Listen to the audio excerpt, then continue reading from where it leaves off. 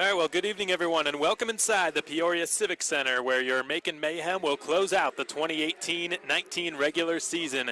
A 56-game journey will end tomorrow night. The results of this weekend will directly determine where the Mayhem stand this postseason.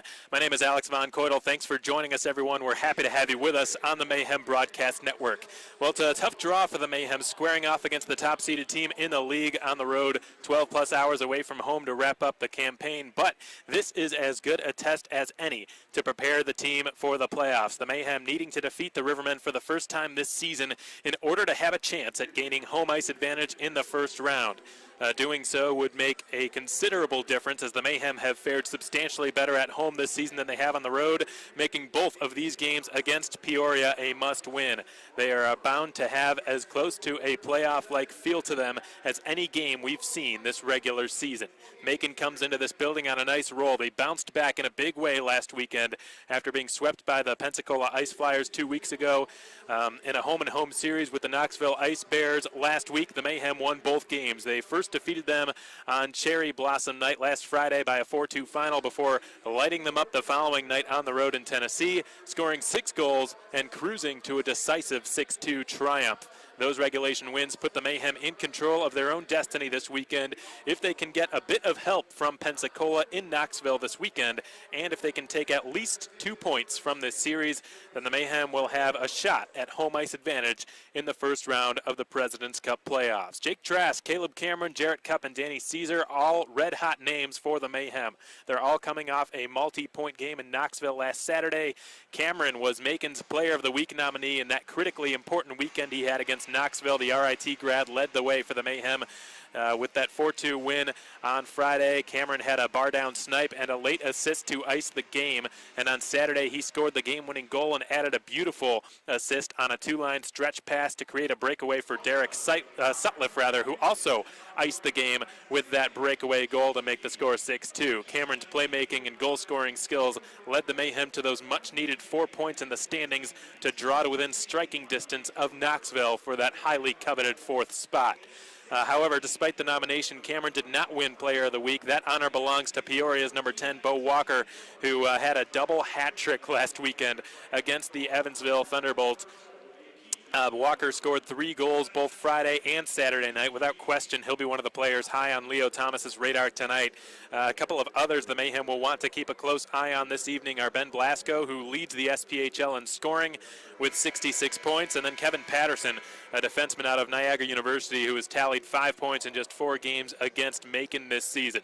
The 3 keys of tonight's game for the Mayhem are as follows. Number 1, keeping the must-win mentality in mind. Both of these games tonight, folks, will be must-win games, unless, of course, the Mayhem lose tonight and Knoxville wins. In that case, then tomorrow's game won't mean too much, but the Mayhem cannot look at it that way. They have to look at this game as a must-win. If they win tonight, then tomorrow becomes a must-win as well for the Mayhem to have any hope at getting home ice advantage in the first round of the playoffs. So throughout the 60 minutes, keeping that must-win mentality in mind and not getting lackadaisical thinking that they've already clinched a playoff spot, because getting home ice advantage could potentially make an enormous difference for the Mayhem in the first round. Number 2, trusting defensemen to win the battles for the transition attack. The Mayhem's biggest strength, arguably, is their transition game. There are not a lot of teams in this league who can compete with the Mayhem in terms of up and down north-south hockey. The amount of talent the Mayhem have up front, players who are dangerous and have been in this league for years and who can put the puck in the back of the net. It just goes, the names go up and down the lineup. So those players have got to trust the defensemen to win the battles and perhaps use those won battles to create odd man rushes like they were able to do last week in Knoxville. Several of Macon's goals last Saturday came from the forwards trusting the defensemen, not coming all the way back to the goal line necessarily to back check, seeing the situation, reading it, and maybe getting a step or 2 on the opposing defenseman in the neutral zone to create breakaways and odd man rushes. That's key number 2. And finally, at all costs, do not trail at intermission. The Mayhem, when trailing after 1 period of play this season, just 3-12-2. When trailing after 2 periods of play, 1-15-3. And the Rivermen, certainly not a team to give up too many comeback attempts, as they're very stingy defensively. They lead the league in both goals against and shots against per game. meaning that the Mayhem will not want to be in a position in which they have to come from behind. If they do find themselves in that position, ideally completing the comeback before the period comes to an end is the way that the Mayhem should go about mounting those comebacks should they fall behind. But if all goes according to plan, they will not have to tonight in Game 55 of the 2018-19 regular season. We're going to hear from the Mayhem head coach Leo Thomas in just a moment. You're listening to Macon Mayhem Hockey on the Mayhem Broadcast Network. We're going to get Coach Thomas's thoughts on the game right here.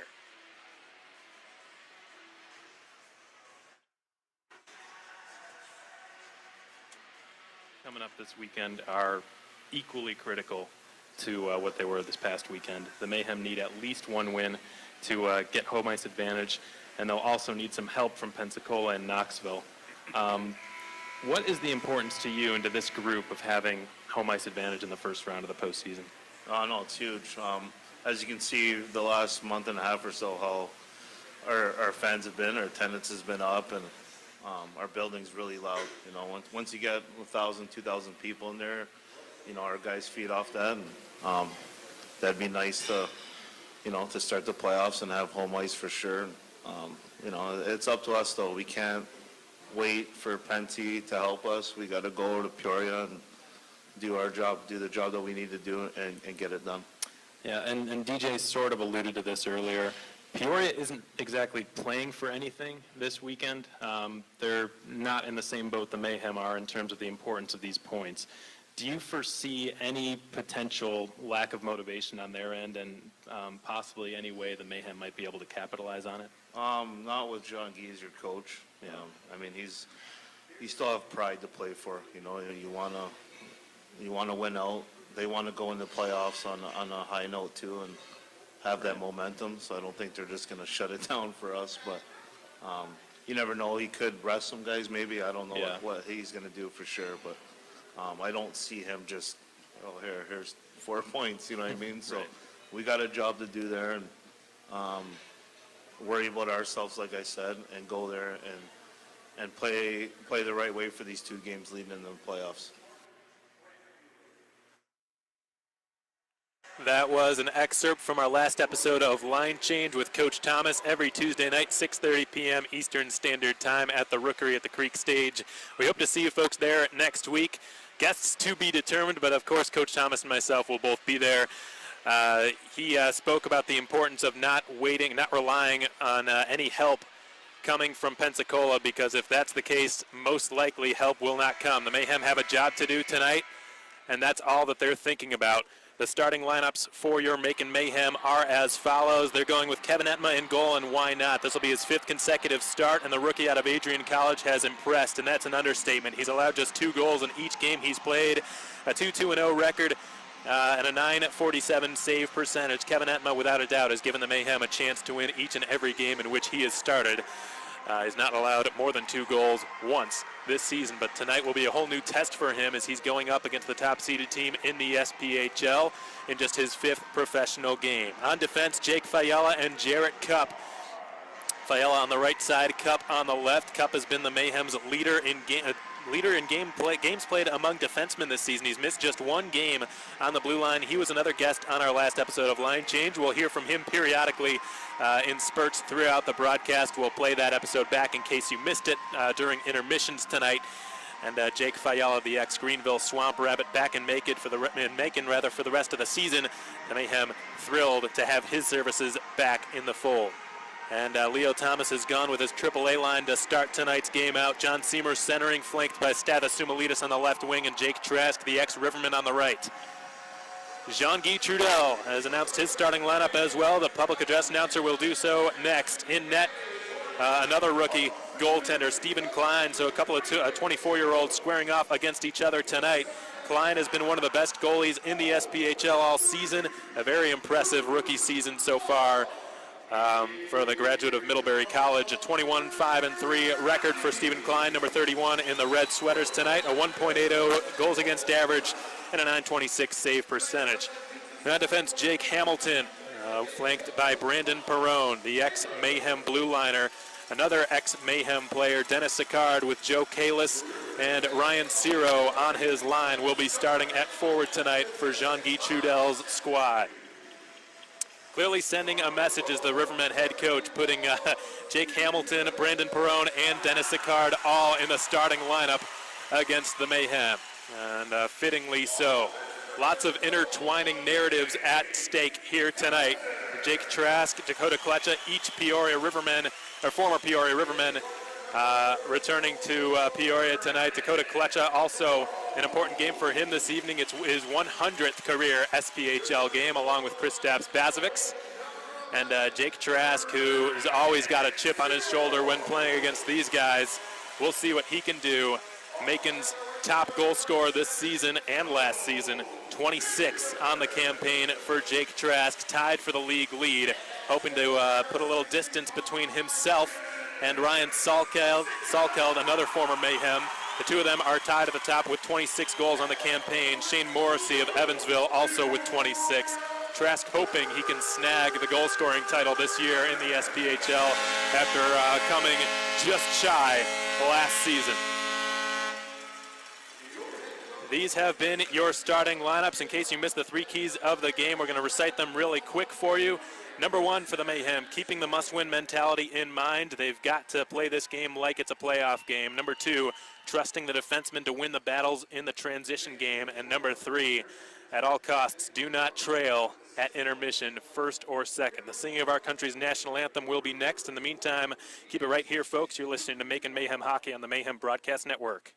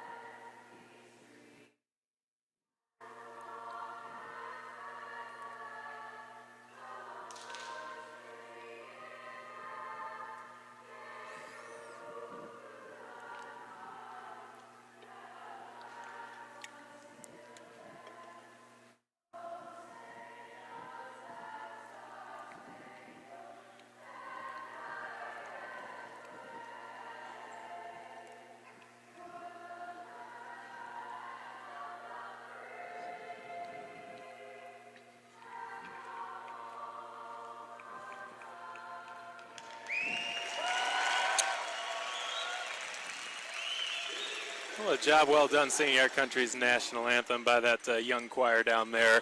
A very important game on the line tonight for the Mayhem. Not quite as much for the Rivermen, but still they do not want to limp into the playoffs by any means. They will be trying to take care of business tonight, folks. Make no mistake about it. For both teams, this is the penultimate game of the 2018-19 regular season. The Mayhem with fourth place and home ice advantage in the first round of the playoffs on the line. If they do not win tonight's game, it will be very difficult, almost mathematically impossible for them to get that fourth spot. And with that ringing true in their minds, expect the Mayhem to bring their best battles forward tonight. John Seamer taking part in the ceremonial puck drop with the other number 17, Alec Hageman, the Peoria captain. Alec Hageman is not only Peoria's captain, but also leader in penalty minutes this season with 139, trails only Evansville's Nick Wright in that department. And he can also score. He's tied with Seamer and Trask in points this season, all of whom have 52. The referee for tonight's game is Logan Gruel. The linesmen are Chad Fuller and Cameron McCambridge. We're thrilled to have you with us for our 55th game of the 2018-19 regular season, the second to last of the campaign before the President's Cup playoffs begin. John Seamer will take the first face-off of this game. He'll be countered by former Mayhem bruiser Dennis Sicard. Gruel lines up at center. Seamer against his former teammate Dennis Sicard wins the draw cleanly, does the Mayhem alternate captain, and Macon with possession in their own zone. It's sent D from Cup to Fiella and worked up the wall on the far side by Jake Trask. Runs into some traffic. Ryan Ciro knocks down Fiella. Cup covers ground for his defensive partner and rims it around the board out to the near side. It's chiseled past the blue line and battled for in the neutral zone. Swung D from Perrone over onto his left for Jake Hamilton, who enters the Macon zone and deposits it behind the Macon net. Jarrett Cupp sustains a check, moves it out to the right side for Fiala. Turnaround shot, they score! And Kevin Etma caught ill prepared for that bad angle shot. It was just twisted at the net by Joe Kalis from the goal line, and Peoria, just 32 seconds in, is off and running with a 1-0 lead.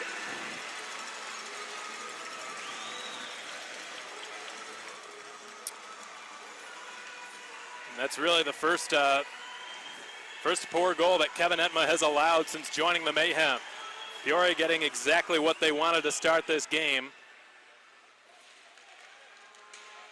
And it's never a bad play to get the puck on net. Case in point, Joe Kalis just twisting it on goal from a tough angle, virtually from the goal line, and has just scored his 11th goal on the season to give Peoria a 1-0 advantage just 32 seconds into the contest. A puck battle ensues in the neutral zone. It's one-handed back from Bazovic to Zach Urban.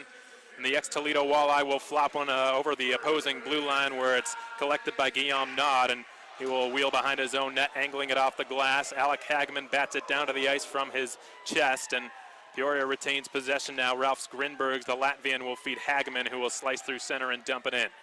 Kevin Etma's got it inside of his own trapezoid, leaves it for Larry Smith.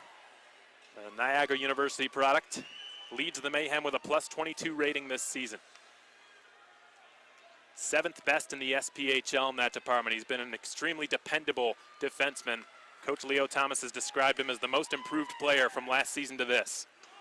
Marcus Ortiz commences the forecheck. He will whack one along the end wall. Jimmy Soper puts it out in front, unable to get a shot off with Sean Lynch, but he will recover and whack it back to the point. Smith's shot is easily stopped by Stephen Klein, who makes his first save of the night. Whack to the side of the goal. Marcus Ortiz slithers his way to the front of the net, sending a backhander on net, and Stephen Klein is able to make the save with his glove. Stephen Klein, a graduate of Middlebury College, a Saskatoon native in his first pro season, and what a season it's been. A 21-5-3 record and a 1.80 goals against average. Even Storm Phaneuf, whose save percentage has not quite been what you would expect it to be from a veteran goaltender like him, his goals against average is still very low, which goes to show you how few shots on goal Peoria has allowed this season on average. Joe Kalis going wide on Fiala, steps around him, drives to the front of the net, loses the puck, and from the right corner it's wrapped around the end wall by Ryan Ciro, the Princeton grad, and it goes all the way past his defenseman at the left point. Jake Hamilton is pressured by Jake Trask. Brandon Perrone is sent to the ice by Stathis Sumalitis, his former teammate to start the season. Jarrett Cupp will feed it back now to Jake Fiala. He will return it to Cupp, who begins to race out of his own zone. Cupp right up the middle. Tries to slip a pass through, hoping for Seamer. It's interrupted and skated back the other direction by Pius Rulavicius, who's just barely onside. His shot skitters wide of the left post. Collected in the far corner by Dennis Sicard. He is sized up by Kristaps Bazovic. A four-man scrum ensues on the far half wall. Won by Peoria, centered by Blasco. Hageman was in too tight to pull the trigger, and the Mayhem escape out to center with it and perhaps beyond as Sutliff sends it diagonally. It bounces in front of the bench, the Peoria bench, and caroms down into the Rivermen zone. It's worked up the wall on the near side by Guillaume Nod. Derek Sutliff collides with Justin Greenberg, who charges to the front of the net, allows Alec Hageman to twist into the slot with it. He has it knocked off his stick, does the Peoria captain, and he's checked hard by Danny Caesar. Caesar then takes a run at Neville, decides to peel off at the last moment. Rulavicius will slap it into the Macon zone. Hoisted out of there by Zach Urban, gloved down at center ice and carried back the other direction by Peoria veteran Ben Escriba. It's whacked back out to neutral territory once more near the Rivermen logo. Peoria will reset. Dumped into the right corner by Escriba, pursued by Veith on the right side. Veith will leave it in the corner, and Bo Walker rims it back around the end wall counterclockwise. Sustaining a big check there was Jake Hamilton, and he loses the puck in the process. With his head up, making the pass is Danny Caesar out to the right side, where Caleb Cameron redirects it into Peoria territory. Stephen Klein leaves it behind his own net. Brandon Perrone has it. Perrone was traded to the Rivermen from the Mayhem earlier this season in exchange for future considerations, was essentially the move that allowed Kristaps Bazovic to come to Macon. Ben Blasco in across the Macon blue line. Dishes it off to his left. It's centered out in front. Skitters wide of the goal mouth, and the blue paint and the Mayhem have escaped with no harm done. Sean Lynch pops it up the left wing side. Dakota Kletcha on his off wing. He delays, shovels it across the crease. Nobody was there on the back door to tap it in. Jimmy Soper was about a second behind the pass. Back the other way, they bring it. It's Bo Walker stepping into the slot. His shot didn't do any damage as it's fought for now on the near side of the ice by Jarrett Cup, who wins possession back and will spring a pass along for Sean Lynch. He flops one the width of the ice. Dakota Klecha is slammed off possession of the puck by Ralph Grinbergs. The Rivermen have just cleared it down the length, but no icing as it was nullified by Ryan Ciro, who outraced the opposition to it. Ciro gets it in the left circle, twists and shoots. Etma makes the save. Sumalides receives the pass in his own slot. We're a quarter of the way through period one. The Rivermen with a 1-0 lead as Trask will drop it for Seamer, who backhands it on goal, and it's stopped by Stephen Klein. Grinbergs tries to wrap it around. It's cut off at the half wall. And Trask will feed it back to the blue line for Kristaps Bazovic, who does a head fake, sends it along the blue line, and Urban's shot rattles off the backboard stanchions, collected at the point on the near side by Bazovic, sent down to Trask. Trask tries to step into the slot. He's dispossessed of it by Ciro, who awaits an outlet pass in the neutral zone now. Joe Kalis will just spin back with it. The lone goal scorer tonight will head to the Rivermen bench now for a line change. The puck hits his skate, and no too many men on the ice penalty, it looks like. Fortunately for the Rivermen, Neville receives it in his own zone and will begin to march out with it. Neville sends it over the line. Rulavicius drops it for Hageman. His shot on goal is redirected by Neville, and it goes off the side of the net. Whacked up the boards. It angles off the half wall and out into the Peoria zone. Not far enough for icing as Klein will have to make a play on it. He leaves it for Ben Escriba. Been in Peoria a long time. This is his 5th season with the Rivermen. He chips it up the far boards. Caleb Cameron turns back to get it. A 4-point performance last weekend. Caleb Cameron, number 10 in white. Caesar slips through center ice across the blue line. Offside is called against the Mayhem, and we get a whistle stopping play. 13:48 to go in period one. The Rivermen have a 1-0 lead over the Macon Mayhem. Thanks so much for joining us tonight, folks, on the Mayhem Broadcast Network. We're so happy to have you with us for one of the few road games I've had the privilege to broadcast this season. We'll be doing the same thing tomorrow night. Same time, same place, 8:15 p.m. Eastern Standard Time. Puck drop from the Peoria Civic Center, alias Carver Arena. First time I've been back to this building since I graduated college 4 years ago.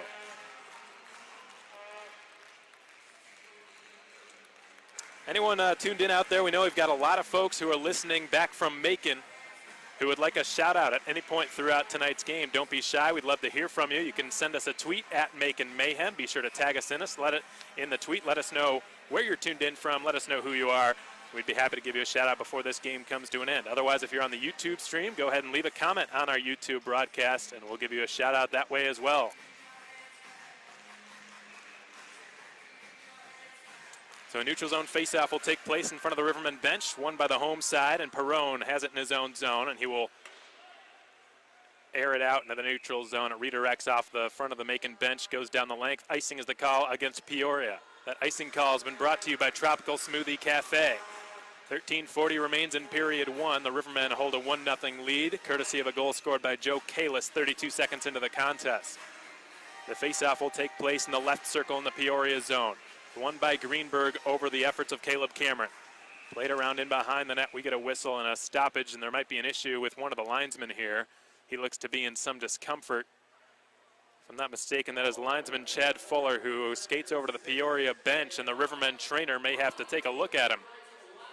It looks like he's going to tape him up.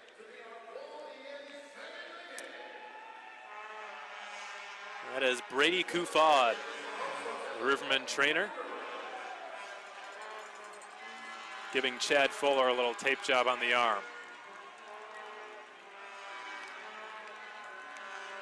And he might be heading down the tunnel, folks. Brady Kufad did his best, but looks like Chad Fuller might have to sit out for a little while. From my vantage point, it looked like an issue with his left arm, particularly his wrist, if I'm not mistaken. Now, I'm not sure if we'd be allowed to continue this game with only one linesman, but we might not have a choice. Logan Gruhl skates over to Leo Thomas on the Macon bench. The two of them conversing right now. And now he skates over to Jean-Guy Trudel on the Peoria bench. Jean-Guy Trudel recently signed a 2-year extension with the Peoria Rivermen. He said this is where he wants to be. And the show must go on, as they say. So Logan Gruhl and Cameron McCambridge's nights will have just gotten a lot busier, at least for the time being. And hopefully Chad Fuller is okay. It's been cleared down the length of the ice, out of his net from in behind the Macon goal as Kevin Etma, he rims it around the near wall. And Jarrett Cupp will get one along for Caleb Cameron. He pops it out of his own zone. Danny Caesar's got Derek Sutliff with him on his left, but he can't slither by. He will backhand it on goal. Klein deals it aside. It's fed up to Caleb Cameron in the right circle. He is pinned up to the corner boards by Pius Rulavicius. Cameron trying to soccer it along. He's battling for it hard against Joe Kalis. It's won by Peoria was the puck battle, and Perone will send it out to the neutral zone. Bazovics in control. Flings it D-to-D. Zach Urban from the red line will try to chip it into Peoria territory. Quickly intercepted by Jake Hamilton. Given along for Brandon Perone. His pass redirects off the stick of Austin Veith. Gets it in the high slot. He's checked by Sean Lynch. Veith will be sized up to the end wall by Sean Lynch. Good hard hit by the rookie. Peoria sent it backwards, if I'm not mistaken, so no icing will be called here as Stephen Klein has it inside of his own trapezoid. He has it stolen from him by Marcus Ortiz, but it's recovered by Peoria behind their own net, given away to Soper right circle, who will shoot, and a blocker save is made by Stephen Klein. It looks like he inadvertently kicked off one of the pegs. Left post shot, or left point shot by Smith, rather redirected by Sean Lynch wide of the cage. It's flung towards the net from the right point by Nick Minerva, and it missed the cage, and Larry Smith will intercept the pass at center ice. He will blast it in from there. Stephen Klein makes the stop, rimmed around the far half wall, and Bo Walker has just cleared it off of Ben Blasco's tape. Larry Smith in his own zone. Passes it right up the middle. John Seamer springs it along for Marcus Ortiz on his off wing. Dips the shoulder, tries to drive it to the front of the net. And it was passed along by Guillaume Nod with his hands. No hand pass is called. Larry Smith with a risky pinch, but it pays off. He will give it down to the near corner for John Seamer. And it's collected by Ben Blasco. Can't clear it. Seamer lets it go. Sumalitas scores! He sniped it over the glove hand of Stephen Klein from right between the circles. Seamer let it go for Sumalitas right in the slot. And the native of the Czech Republic just ripped it home over the glove hand of Stephen Klein. Sumalitas with his 12th goal on the season has tied things up for the Mayhem. It's 1-1. 8.5 minutes into the contest. We're back to an even score. That goal coming precisely at 8:31. We've seen no sign of the return from the linesman who injured his arm. Chad Fuller has not come back, but the play has continued. It's been rimmed into the Peoria zone by Jarrett Cupp. Sealing the boards to keep it in the attacking zone was Jake Trask, but he's pickpocketed by his former teammate Dennis Sicard, who's flung it out to center ice. It redirects towards the Macon goal. Jammed aside by Kevin Etma, picked up by Jarrett Cupp. And sent along for Stathis, who kicks it up to his stick. Jake Trask on his off wing, tries to flutter a pass over in the neutral zone. He's knocked off of it by Joe Kalis. Trask and Kalis collide again at the red line. Two of them with some unfinished business, it appears. They're pushing and shoving one another left and right in front of the timekeepers. In the meantime, Peoria has skated it back down into the Macon zone. Dennis Sicard knocked off of it. And a two-man scrum ensues. Puck dribbles out to Ciro, who ratchets it wide of the left post. And it's held in the zone at the left point by Ben Escriba, who will put it back behind the Macon net. Collecting it is John Seamer, who turns on the jets and will skate through center ice. From the left side, he tries to backhand a pass to himself. It works out, flutters it back up the slot. It's jammed out of there by Justin Greenberg. And it's given away now to Rulavicius, who will drop it off. Escriba lost possession of it. It's been cleared. Danny Caesar in a race for possession against Nick Neville, who appears will beat him to it. Neville dekes out Caesar, then passes it up the gut for Justin Greenberg. The alternate captain gets the return from Rulavicius. Will slide one into Macon territory. Picking it up in the far corner will be Zach Urban. He shovels it along the end wall. Justin Greenberg pinned up to the corner boards on the near side by Kristaps Bazovics, playing in his 100th career SPHL game tonight. And now it's Alec Hagman angling it back to the left point. It's returned for him by Ralph Grinbergs. Hagman under duress, the blue line, is able to salvage possession in the attacking zone and keep the attack going. The Rivermen in the midst of a line change, however, and the Mayhem will be able to clear the puck out of danger for now. It's fed back up the slot for Austin Veith, who will hammer a slap shot. It rings off the outer, it looked like the elbow, the right elbow of the net just barely stayed out. Perhaps Entma got a piece of it with his glove, but it didn't look that way. Now Dakota Klecha from the red line. He will send it into Peoria territory. Like he was given a minor horse collar there from the back, checking Austin Veith, who has just cleared it out to Ben Blasco at the red line. He will dump it into the right corner in the Macon zone. Battling for it, Bo Walker. Walker has it behind the net. He twists with it. Larry Smith defending him. Walker sends it off the skates of Blasco. It's jammed out to the half wall on the near side and worked out to the red line. Brandon Perrone feeds it back to Jake Hamilton. Nick Minerva's got it. This period's really been cruising along. 8:45 to go in it. Very few stoppages of play. John Seamer receives it from Sean Lynch. He will motor down the left wing side and cut into the slot, loses the puck. He was surrounded on all sides by Rivermen. At the very least thought he might draw a penalty, but none is forthcoming. Lynch will send it back behind the net. John Seamer twists it in front, hoping for Trask. And a good stick check is made by Joe Kalis to prevent an opportunity from the Mayhem's most dangerous goal scorer. Sumulidis keeps it in the zone. He sets up Trask. He will backhand a pass, hoping for Seamer, who's well covered. Held alive at the left point by Cup. He angles it off the corner boards. Kicked up to the stick by Sumulidis. He will drop it back to the point. Jake Fiala, Jarrett Cup, tees it up. He sends it to the side of the net. Centering pass. Do they score? It's crossed the goal line, and the Mayhem have taken their first lead of the night. John Seamer receiving the pass from point-blank range. Just popped it over the glove, it appeared, of Stephen Klein. And this AAA line cannot be stopped, folks. First it was Sumulidis, and then it was Seamer. And the Mayhem have a 2-1 lead.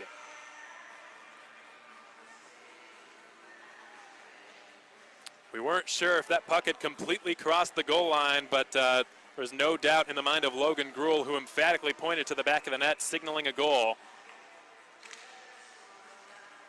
And I guess the Mayhem should wish for one linesman in the game more often, because as soon as, oddly enough, Chad Fuller leaving was the turning point for the Mayhem, all of a sudden they've scored 2 unanswered goals in the short time that Fuller's been out.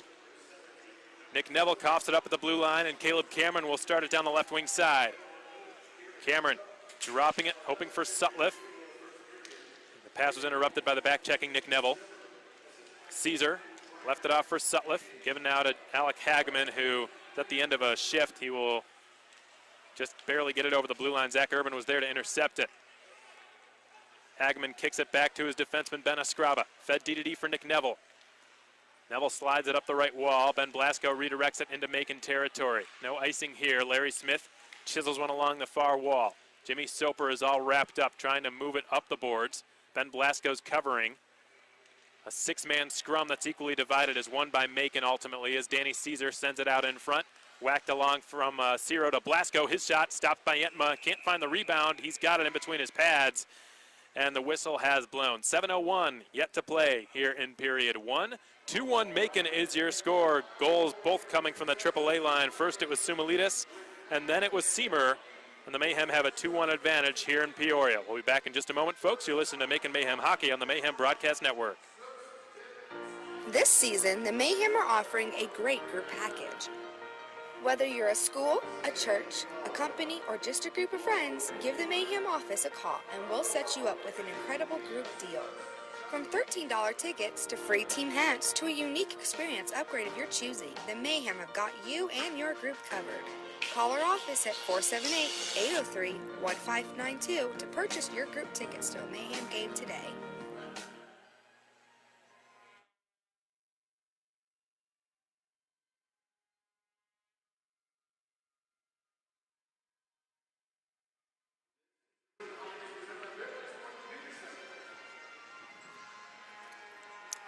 So a couple of shout-outs, folks. First off, shout-out to Mayhem Director of Ticketing Tyler Layfield, tuned in tonight on YouTube. And a shout-out, of course, to Clint Ashley and Miss Herb, who are tuning in as well. Thanks to everyone who's tuned in tonight. Anyone who would like a shout-out, just let us know. Comment on the chat feed in the YouTube broadcast, or shoot us a tweet at Macon Mayhem. And we'd be happy to give you a shout-out before this game comes to an end. The Mayhem in the defensive zone drive cleared it out of their own zone. Whacked at by Soper, who steals the puck. Right circle drives, centers it, hoping for Lynch. Nearly a tap-in for the rookie Sean Lynch out of Utica College, but it was just impeded at the last moment, as Nod will send it over to Ralph Grinberg. Nick Minerva gets in the face of Ben Blasco, or rather Bo Walker wins the puck back for Macon, and Larry Smith has it on his stick now in his own zone. The puck trickles through center and lands on the tape of Guillaume Nod. Got dual Canadian and German citizenship. Playing his first game against Macon this season.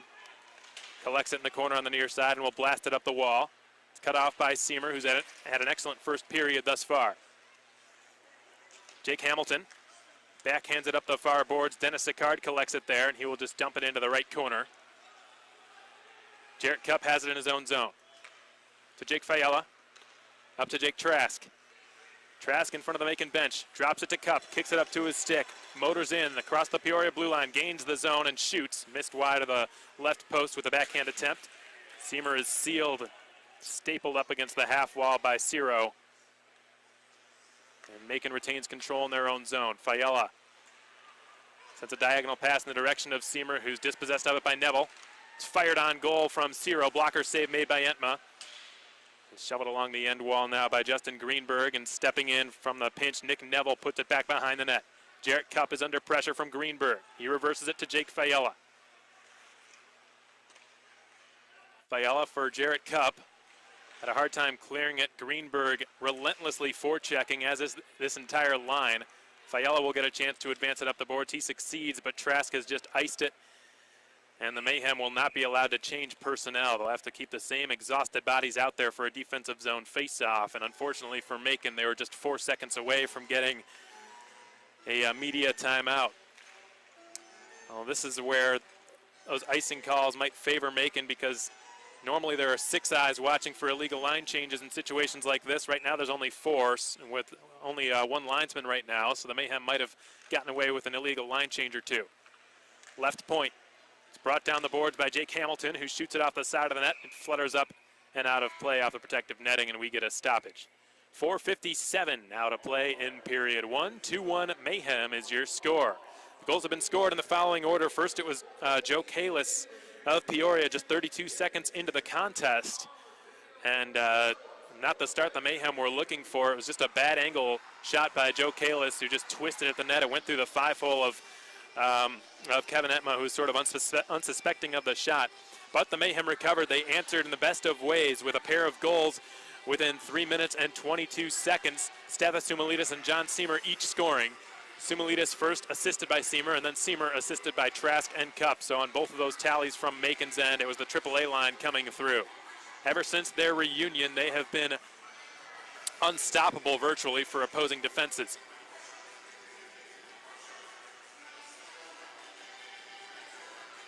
Peoria will get an offensive zone face-off to the right of Kevin Entma, his glove side. Check that, his blocker side. Ben Blasco against Caleb Cameron, won by the former of the two cleanly. Back to the left point, and it's Hamilton keeping it in the zone. Fed inside of the Macon trapezoid, and taking a spill there and centering it was Mitch McPherson. Hamilton from the left point sends a shot towards the net, blocked by Caleb Cameron's skates. Makes a heads-up pass to Caesar, who touches it along for Kristaps Bazovics. Returns it for Caesar on the left wing. Danny Caesar enters the Peoria zone and snaps off a wrist shot from the outer hash mark to the left circle. That was routinely stopped by Stephen Klein. Coming into this game, Stephen Klein, one of the best goaltenders in the SPHL this season. He leads the league in goals against average by a long shot. He's the only goalie in the SPHL among qualified goaltenders to have a goals against average under 2. It's at 1.80. He's also third in the SPHL in wins, second in save percentage. Jimmy Soper in the left circle, beaten on the draw by Justin Greenberg. Fed D-to-D, and Joe Kalis has just cleared it out to center ice. It goes all the way down into the left corner. Nick Minerva fighting for it against Ryan Ciro. Ciro is checked by Soper. Fed back to the left point, tapped along for Naud. Guillaume Naud intentionally misses the net, hoping for a friendly carom off the backboards. Didn't really get one. Kalis in the right corner, leaves it for Greenberg. He sends it to Kalis again, whose centering pass is snuffed out. Recovered at the right point by Naud. Sent D-to-D for Neville, who will center it for Joe Kalis. He's watched every step of the way by Nick Minerva, trying to dispossess the lone Peoria goal scorer of the puck. He will work it back up to the blue line. Naud shot through traffic, redirected off the blocker, it looked like, of Kevin Entma, who made a nice reflex save to keep the Mayhem in front by a goal. 3:42 remains in period 1. Macon with a 2-1 advantage over the Peoria Rivermen, who have just cleared it down the length. This will be a Tropical Smoothie Cafe icing called against the home squad. 3:36 to go. The Mayhem will go to an offensive zone face-off. Took a quick look around the SPHL for an impromptu out-of-town scoreboard update. Good news for the Mayhem. The Pensacola Ice Flyers got on the board first in Knoxville, and they now lead 2-0, which is excellent news for Macon, hoping for a Pensacola win tonight in Knoxville. That's really the only game the Mayhem are keeping a watchful eye on this evening. Ben Escriva will motor out of his own zone with it. Just barely gained the blue line. It's since been whacked past it. Peoria must reorganize here. Bo Walker tries to shovel a hard backhand pass across the ice. It works out oddly as Hageman drives to the front of the net hoping to screen Entma, but he made the save regardless. Kevin Entma coming into this game has had an incredible start to his professional career. Over the course of his 4 seasons at Adrian College, he was a go-to guy for years. From freshman to senior year, he was a heavily depended upon goaltender. Started over Fayetteville starter Dylan Kelly for quite a while, and did not miss a beat since he has joined the Mayhem. It's been cleared out past Sumalitis, who will begin the forecheck. With it on his stick now is Peoria's Jake Hamilton. Fed now to Brandon Perrone. He will chisel it off the glass in the neutral zone. Sumalitis in the middle of the ice sets up Seamer, who will try to return it. Whacked aside by Hamilton in front of the Peoria bench at Karams. Hamilton's got it back again. The Decatur, Illinois native, born just 70 miles from here. Trask fires, hits the outside of the right post. From long range, Jake Trask's got such a hard, heavy wrist shot, he nearly caught Stephen Klein napping. Here's Austin Veith, left circle. Peoria's leading goal scorer this season, shoots it off the side of the net. A lot of folks in this building thought that was in. Larry Smith, check that, Derek Sutliff rather. Drops it for Bazovics, who returns it to his fellow former Mississippi River King, and now it's Danny Caesar. Entering the Peoria zone on the left side, he will drive from wide of Guillaume Nod and send the pass back to the blue line, held in masterfully by Bazovics, who just missed the right post with his hard wrist shot. Caesar trying to keep the puck alive at the right point. He succeeds. He will send it down the boards. It's picked off by Kalis and shoveled off the glass.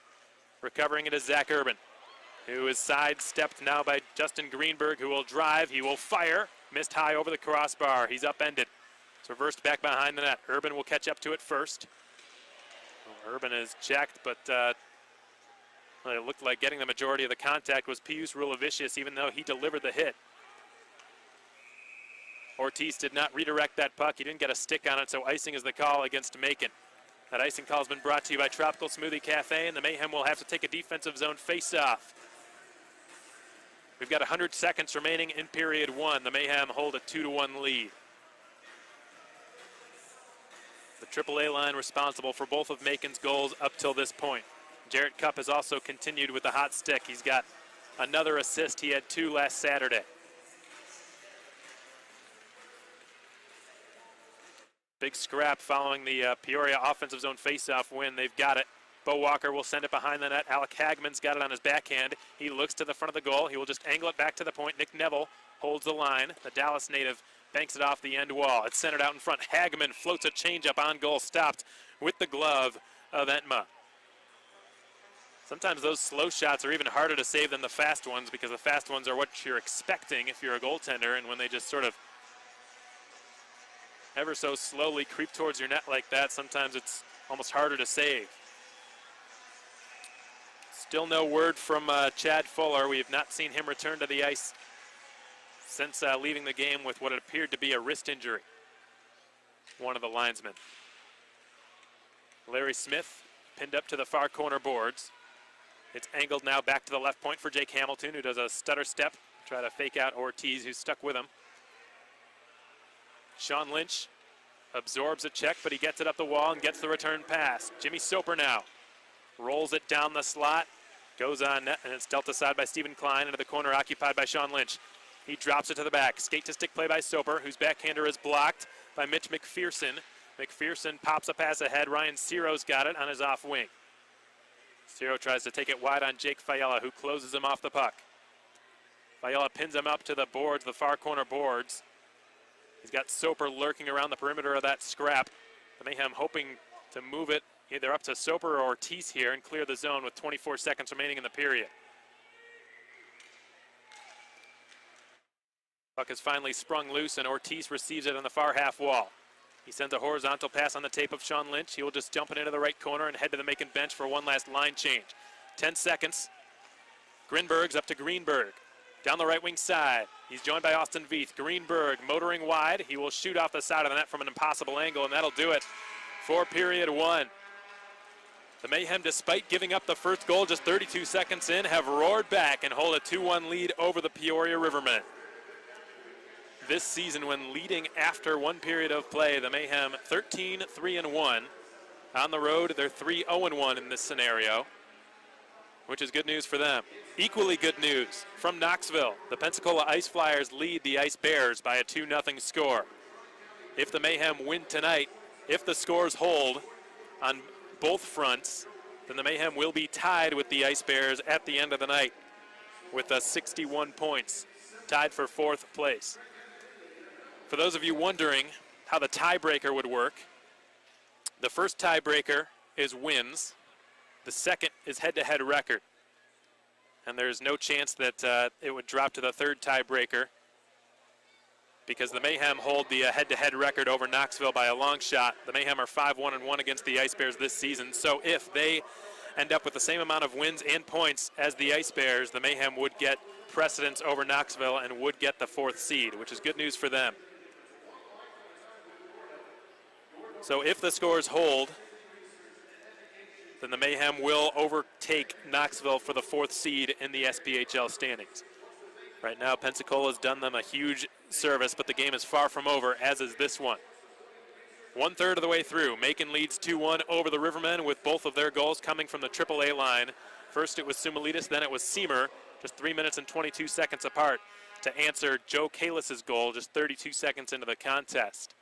That goal came from a severe angle, just a turnaround shot from essentially the far corner, and it fooled Kevin Entma, who is not down in the butterfly just yet. It's a tougher save to make than it looks, folks. Those tough angle shots where it's just spun and whacked at the net, and Entma just didn't have the 5-hole shut in time, and it squeaked through his equipment into the back of the net. So a sort of a fluky goal scored by Peoria, but Macon was able to respond, and they were able to respond well. That wraps up the first period, folks. We hope you've enjoyed the broadcast as well as the game up till this point. To all of our fans tuned in on New Line and on YouTube, we're so happy to have you with us for the Mayhem's penultimate game of the 2018-19 regular season. Again, folks, in case you missed this week's episode of Line Change with Coach Thomas, we'll play back the archived version of it on YouTube. If you haven't had the chance to listen to it, you can always visit the Mayhem's YouTube channel, youtube.com/Macon Mayhem. But in the meantime, we're going to play back the first 10-15 minutes or so from this past week's episode right here on the Mayhem Broadcast Network. Keep it right here, folks. 2-1 Mayhem through one period of play. All right, guys, I think we're just about ready to get started here. First off, thanks so much for being here for our 8th episode of Line Change with Coach Thomas.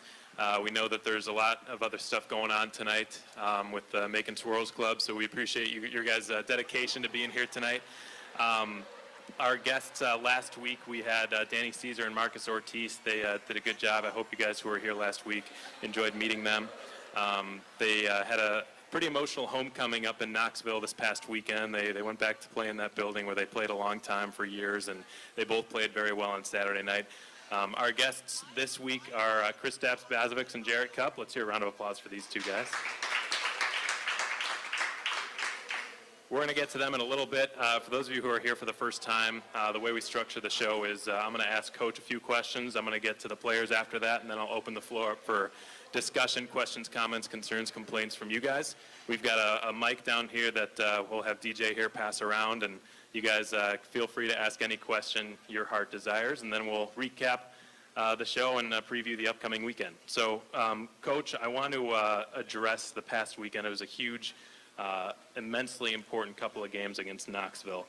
Home ice advantage in the first round was on the line this past weekend when you guys played against the Ice Bears, and the team played accordingly. It took all 4 points, left everything out on the ice, left Knoxville with 0 points. Summarize what you saw from the team this weekend and what you took away from the home-and-home series. Yeah, I know, definitely. It was a great weekend that we needed.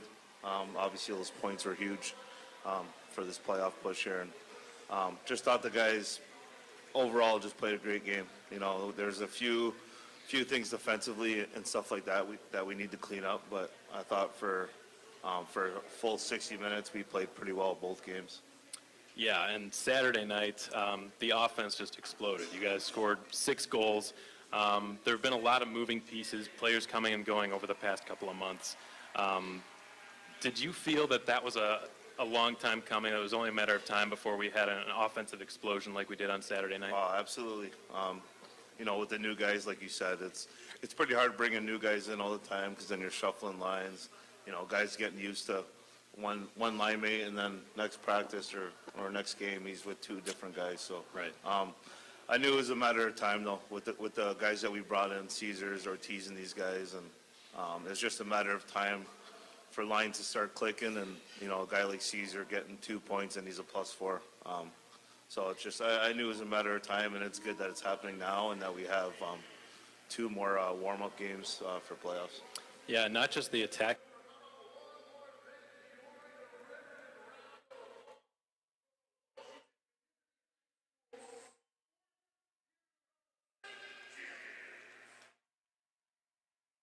The team played very well defensively on Saturday as well.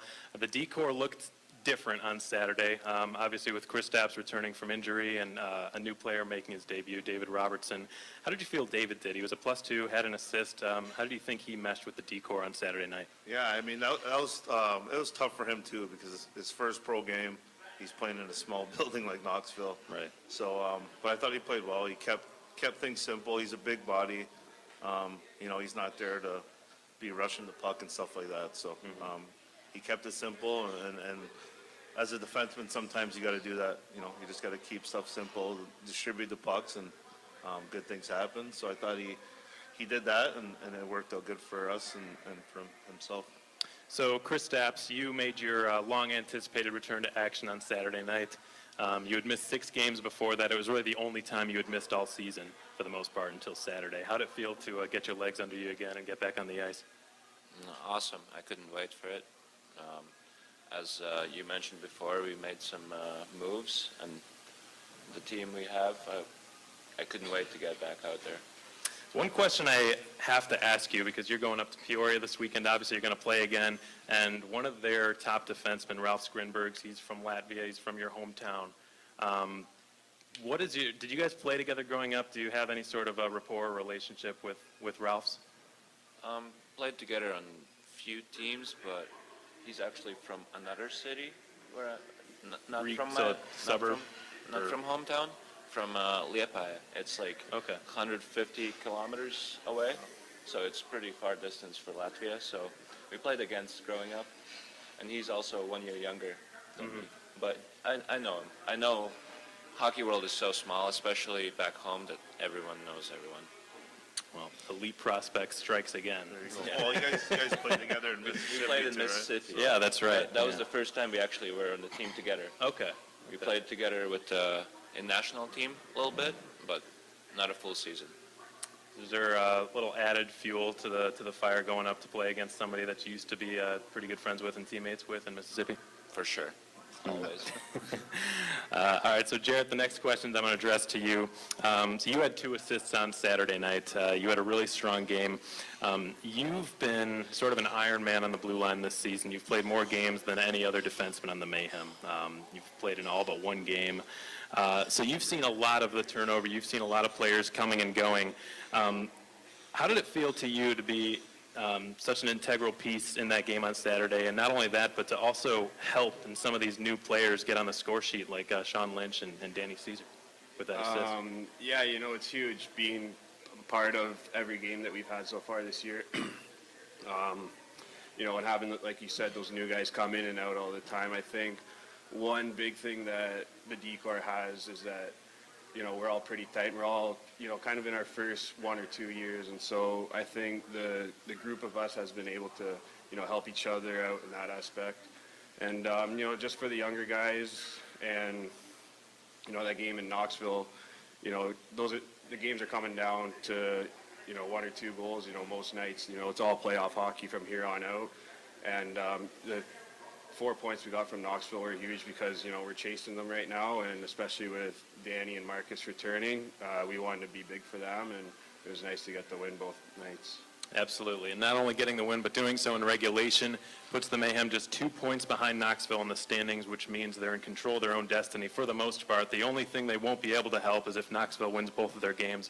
Otherwise, the Mayhem have a chance to seal up that highly coveted home ice advantage in the first round of the playoffs.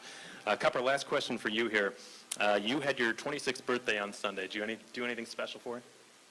We just got together. Some of us went out for dinner, and then we had some cake, and that was pretty well it. Yeah. Well, where's Travis? We should get him a piece of cake. Where did he go? Oh. Do you know where Travis went? Okay. When he gets back, tell him Cupper needs a piece of cake. All right. All right, I've got one last question, then we'll open the floor for discussion. You guys, both you, Kristaps, Jarrett, you guys are the top scoring defensemen on the Mayhem this season. You've both played that style for most of your career, that sort of puck-moving defenseman. What's most enticing to you about that role of being the last line of defense while at the same time, contributing offensively and helping the team score?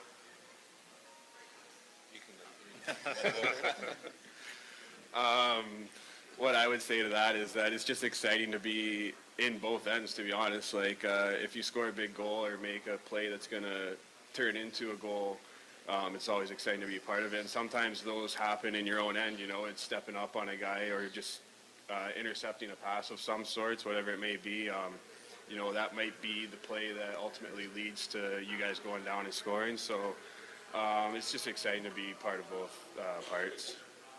Yeah, I feel like it's a lot of like playing center in a way, because you're on both sides of the ice and you kind of can control the game more than if you're a wing, for example. And yeah, it's exciting for sure. I wouldn't want to play other position. Have you? I have. Yeah, wasn't as fun? Played shutdown D, played center, played wing. Haven't played goalie though. Awesome. All right, well, that's all the questions I've got. The floor is now yours. The only thing we ask is that you please do, if you have a question, please ask it into the microphone so that we can get it all recorded for our archived version on YouTube.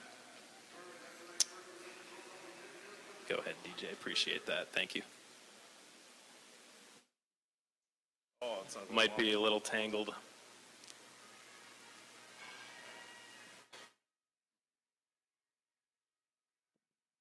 Okay, this question is for Kristaps. You were in Mississippi before, and as we're all aware, there is no Mississippi team at the present.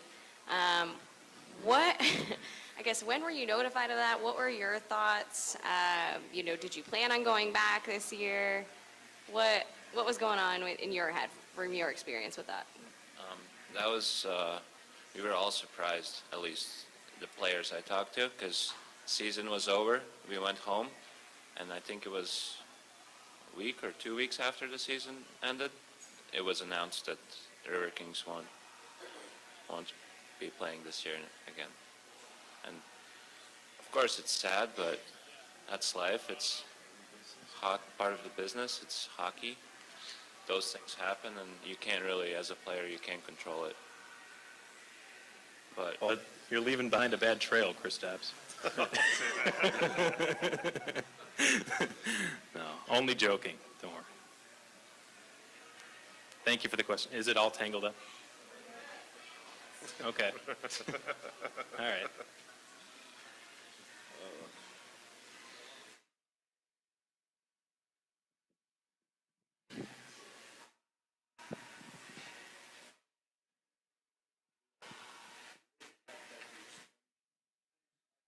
slap shot.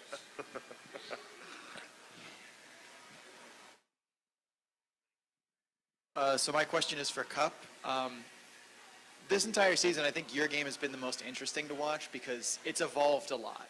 In the beginning of the season, you seemed more wanting to distribute the puck as soon as you carried it to the blue line. You were more looking to shoot really quick when it was in our zone or rim it around, whereas now it's like you'll join the rush, you'll carry through, you'll make moves to kind of create more offense. And that's been really enjoyable to watch. But I'm curious as to what have you felt has been the biggest difference that's kind of pushed that evolution and your growth as a player?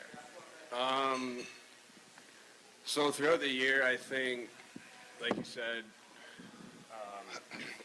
I've started making more moves, and I think that just comes with being more confident in my game. And at the start of the year, everybody was, our offense was really flying. Like as D-men, I feel like I didn't have to jump up as much or try and create as much because our forwards were doing all the work. And so, as you know, like throughout the past couple months, we've gone through a little bit of a sore streak and not been able to score goals. And so I think through that, it's kind of allowed me to, think ahead and be like, all right, I need to start joining up in the rush or creating more offense. And I think, yeah, just a confidence thing and being more comfortable on the ice. You know, it was my first, couple months being in the league and seeing what I can do after I get comfortable. I think hopefully I just go up from here.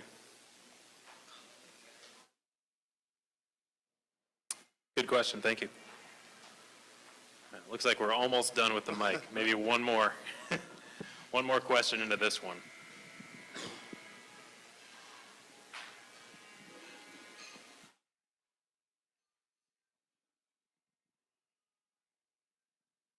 There's a question for the coach. In the past 3 or 4 games, you can definitely see you've changed up your style of play. Is that a conscious decision just at the end of the year?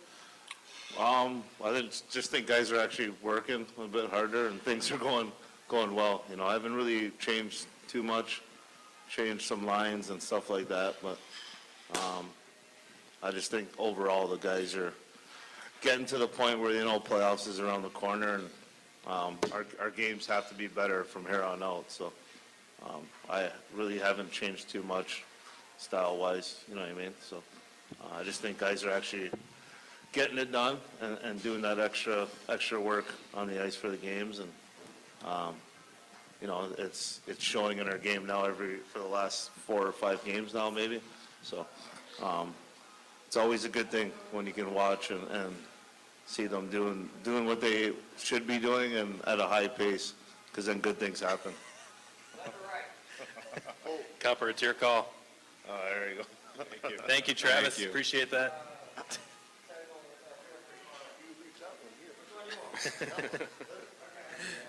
Thank you.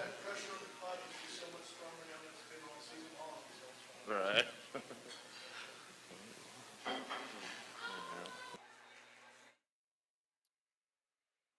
All right, well, welcome back, folks. We hope you enjoyed that excerpt from last week's episode of Line Change with Coach Thomas, our 8th installment of the show. It's been a resounding success so far, I'd have to say.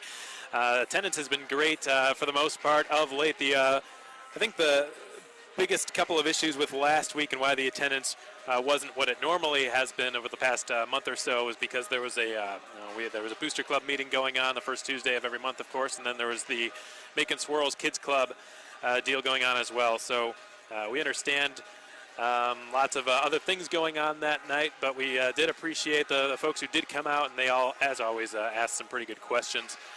Every Tuesday night, the Creek Stage downstairs at the Rookery, 543 Cherry Street in downtown Macon. We hope to see you there. Come on by, enjoy some great food and some great company as well. Ask any question your heart desires to either Coach Thomas or to one of our 2 guests, or to myself. I'm happy to answer questions as well. But we've had a lot of fun. Every single episode, we've not only have we sort of helped some of our fans learn things about ourselves, but we've also learned some things as well. So it's been a 2-way street, and the players who have asked to do it have all essentially told me the same thing, that they love doing it, they'd be happy to do it again. So make of this what you will, folks. If you're a superstitious person, this is probably bad news for you. But the linesman who went down, it looks like he's back. I'm fairly certain it was Chad Fuller. We don't get officials' rosters. We don't know what the numbers are, so we just sort of have to guess. All I know is it was one of the linesmen who went down early in the first period with it looked like a wrist injury. And Peoria's trainer, Brady Kufad, went to look at him, taped him up a little bit, number 75, the linesman, but he went back down the Peoria tunnel to get a closer look. So he's back. The reason I say it might not be good news if you're a superstitious person is because basically the second that Kufad went down, oddly enough, the Mayhem just dominated. They took over. When there was only one linesman, the Mayhem scored 2 unanswered goals. Not only came back to tie the game, but took the lead, which they've held on to ever since. So,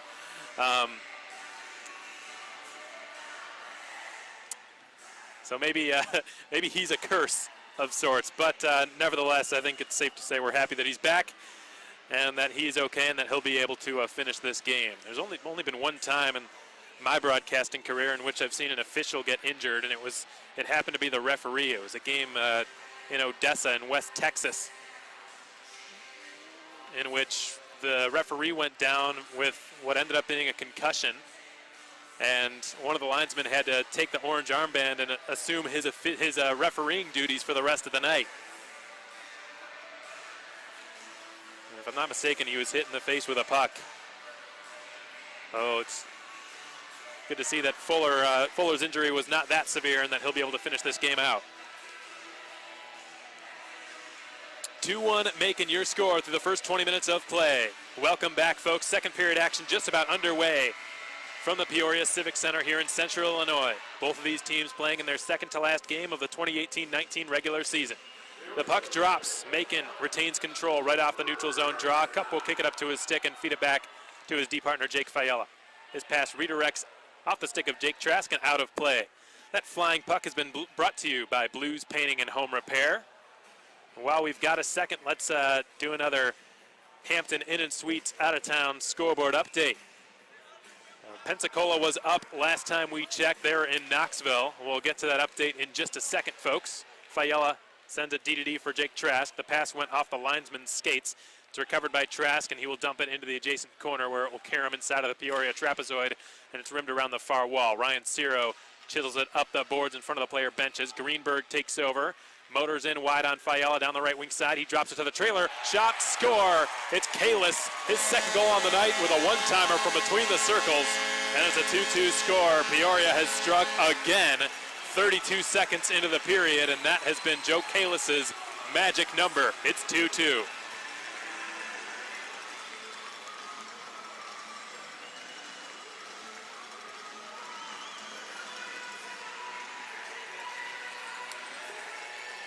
Your score. Joe Kalis playing his first game against Macon this season with both of Peoria's goals, his 11th and 12th on the season, respectively.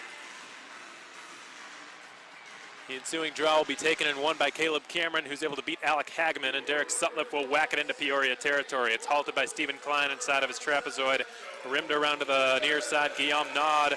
A penalty is going to be called for the first time tonight. We went an entire 20 minutes without so much as a single infraction, but that much has changed in the first 43 seconds of period 2. And the penalty, I believe, will be against Caleb Cameron. So Peoria will be going to its first power play of the game.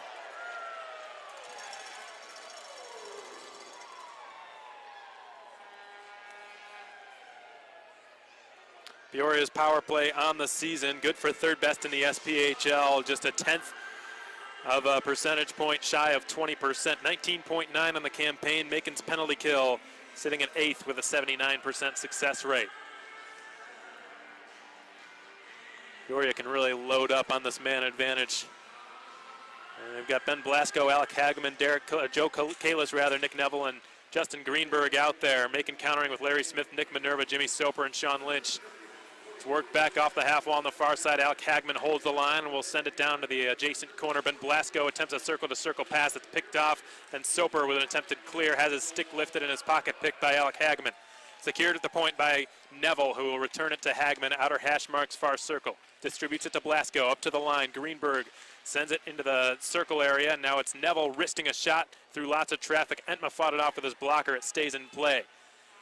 Justin Greenberg, left circle, steps in, sends it to the goal line, and Kalis is passed back to the slot. Goes off the stick of Hagman. He will have to chase it back down in his own zone and recover it. Peoria's top power play unit stays out there. Neville will slide it through the middle. Alec Hagman gains the Macon line, and Justin Greenberg will carry it down the right boards, dropping it off to Greenberg's. He delays. Greenberg's to Blasco. Ben Blasco, the SPHL's top scorer this season with 66 points in his rookie year. Hagman. Greenberg's one-time blast by Nod is on target. Pad save by Entma, who fought it off. And now it's Ralphs Greenberg's holding the line. He will redistribute it out to the right half wall for Alec Hagman, who's been out there the entirety of this Peoria power play. Greenberg's from the blue line. Looks for a shooting lane. He will give it off to his right. Here's a wrist shot fought off by Entma with the blocker. Karam's back to the left point. Secured by Nod. He will send it to the goal line for Greenberg. To Nod again above the left circle. Greenberg's the Latvian blue liner. This pass go off the stick of Sean Lynch, who's exhausted. Buck just barely squeaks past the blue line. Lynch will head to the Macon bench to get a much-needed line change underway as Peoria will re-enter the Macon zone. It's fired over top of the net, nearly bounced in off a strange carom off the backboards. 15 seconds remain on this Peoria power play. Hamilton gives it off to his right. Bo Walker's got it, right circle. Walker slicing down. He will shoot from a tough angle. Entma got a piece of it, made the stop. It's whacked at by Minerva from in behind his own net. Soper, exhausted, is able to chisel it out to Stathis Sumulidis. The Mayhem have returned to full strength, and Cameron will stay out there and help his team as a shot from a tough angle by Bo Walker is blocked by Larry Smith. Cameron receives it on the near side. Caleb Cameron attempting the stretch pass. He didn't really see one that was available for Sumulidis, so he'll make the safe play, and Larry Smith will return it to him eventually as it lands in Cameron's vicinity in the far corner of the Peoria zone. Fiala taps it along for Cup. He will put it in front for Seamer. Knocked off balance. He goes down, but he salvages possession as Cup will float it towards the net. It's broken up off the block shot attempt by Jake Hamilton. And Peoria is back into the Macon zone. Wrist shot by Ciro. He scores. Ryan Ciro ripping a shot from above the right circle. Just beat Kevin Entma clean. Peoria has regained its lead. It's now 3-2.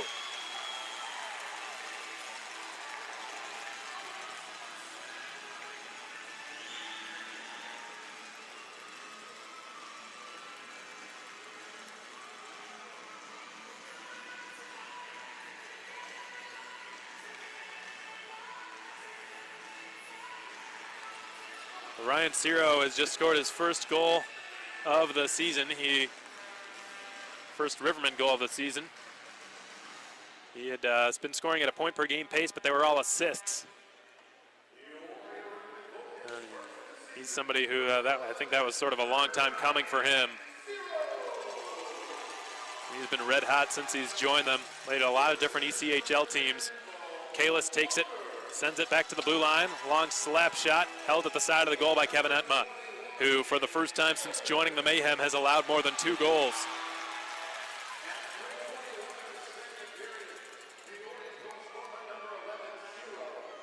The Mayhem improving to 1-for-1 on the J&J's heating and air conditioning penalty kill, but shortly thereafter they allowed the go-ahead goal to Peoria's Ryan Ciro.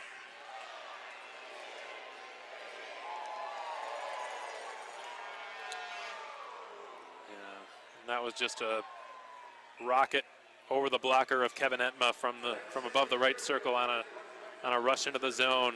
He might have used Macon's defenseman as a screen. And those shots are really tough to save when your own defenseman is screening it.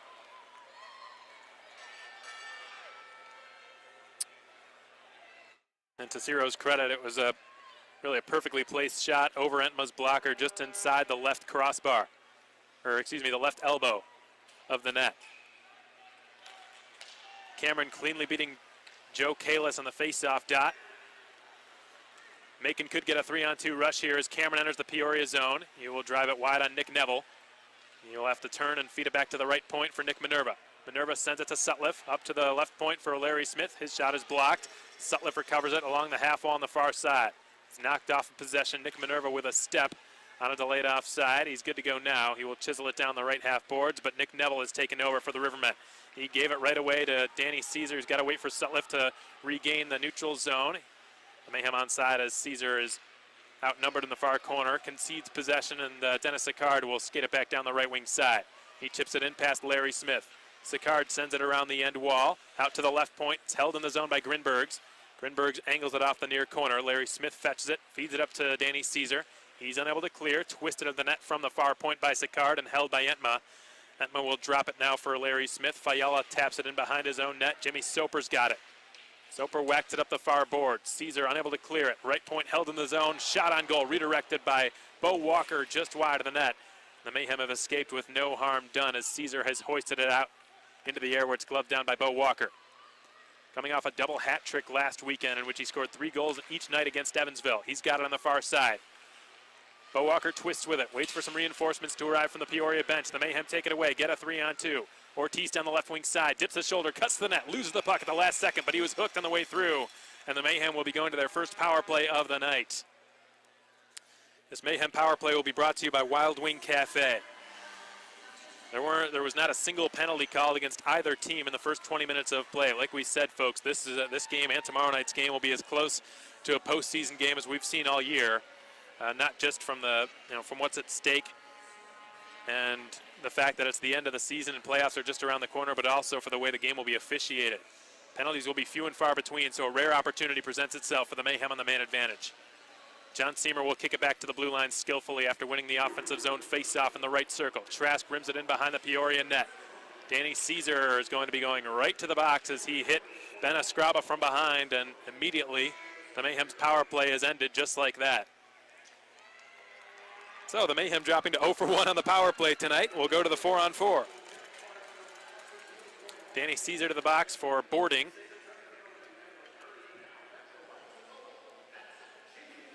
With the way that this game's been called, I'm surprised that that was called a penalty. I see the rationale behind it, obviously, but for the most part, hits like that have been let go, but not the case this time, and Caesar to the sin bin.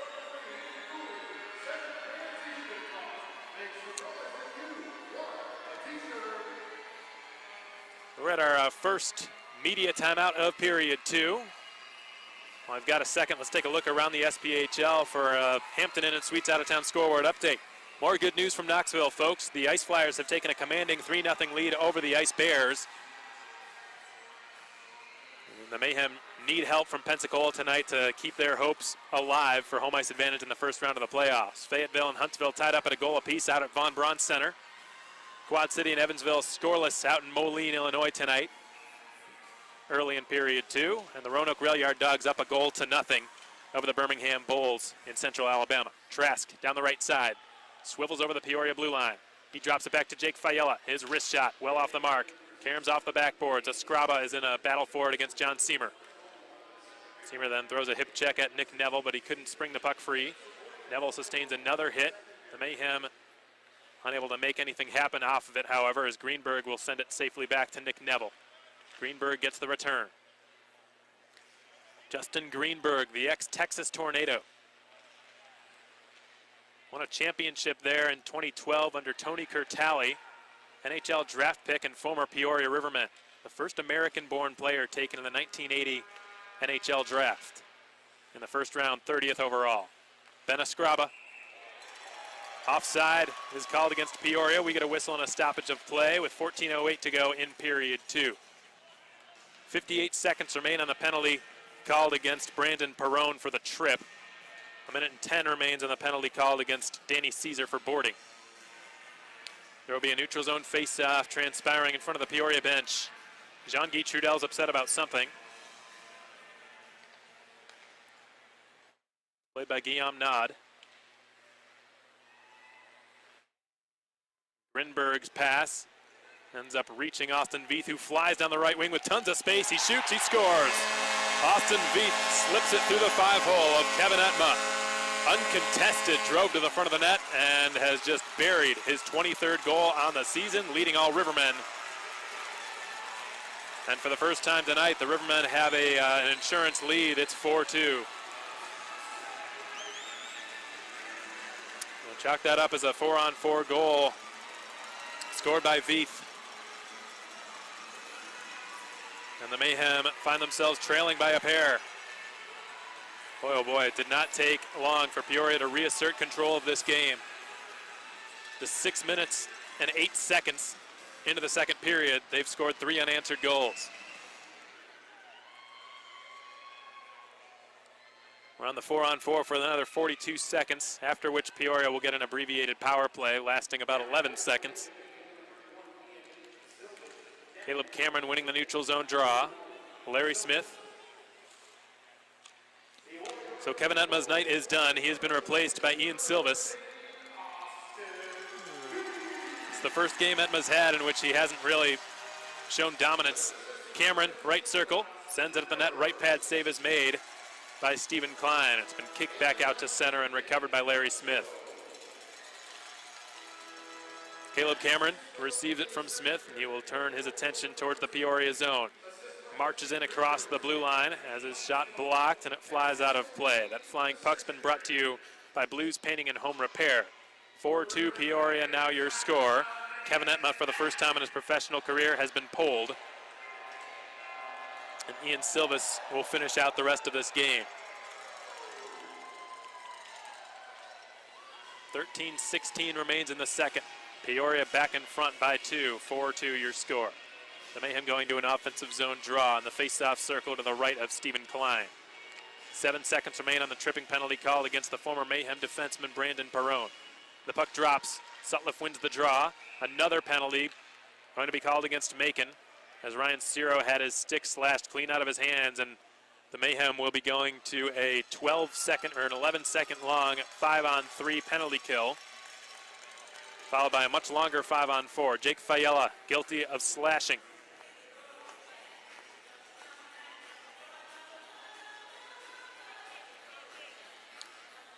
Mayhem playing with fire a little bit here. And Jean-Guy Trudel will send out his 4-on-3 unit.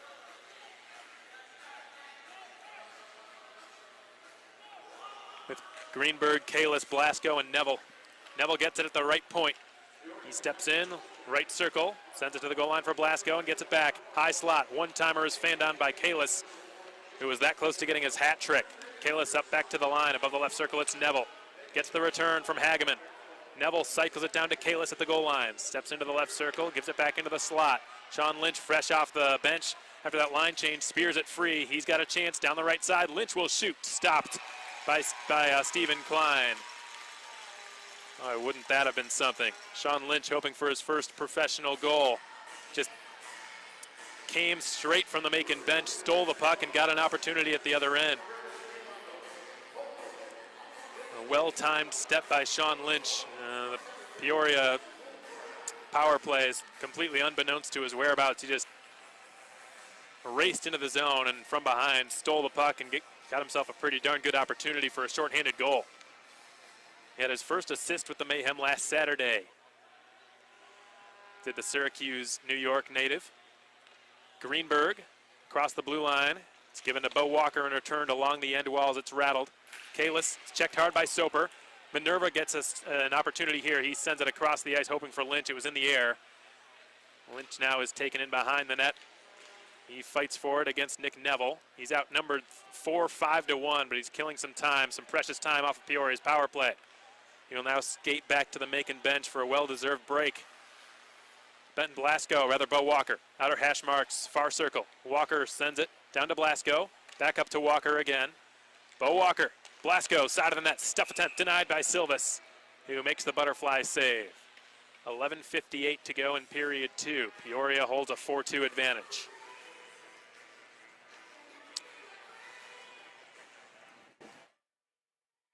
Oftentimes when a goaltender is pulled, it's not so much always that he was playing poorly, it's just that the team might have been playing poorly in front of him defensively. And it's just as much a shot in the arm to the team surrounding the goaltender as it is to the goaltender himself. Hageman sends it across the ice for Nod. His shot denied by Silvas. Chest save. Guillaume Nod pulling the trigger from the left circle.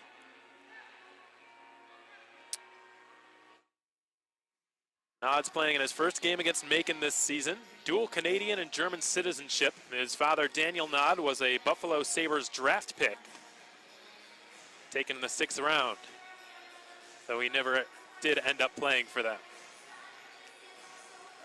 The 17s converge in the face-off circle, one by the one in red, Hageman. Ciro, up to Grinbergs, now to Naud, above the left circle, back to Ciro, who returns it quickly for Naud, who is unsuspecting, he gets it back. Guillaume Naud, out-muscled by John Seamer, who wins the puck from him. He sends it down the ice, and it's pursued by Alec Hageman. Hageman will reach it first. Will send it around his own end wall for Ralph Grinbergs. Right up the middle, he has sent it. Austin Veith flying into the zone, drops it off for Hageman, who's got it on his backhand. He will send it to the top of the left circle. Now it will rim it back in behind the net. It's wrapped around to the far point, held in the zone. Hageman will send it just wide of the left post, and it's picked up by Fiala. The Mayhem have improved to 3 for 3 on the J&J's heating and air conditioning penalty kill as Sumalitas has chipped it into Peoria territory. 9 minutes into the second period. We're a minute away from the halfway point of this contest. Peoria still leading 4-2.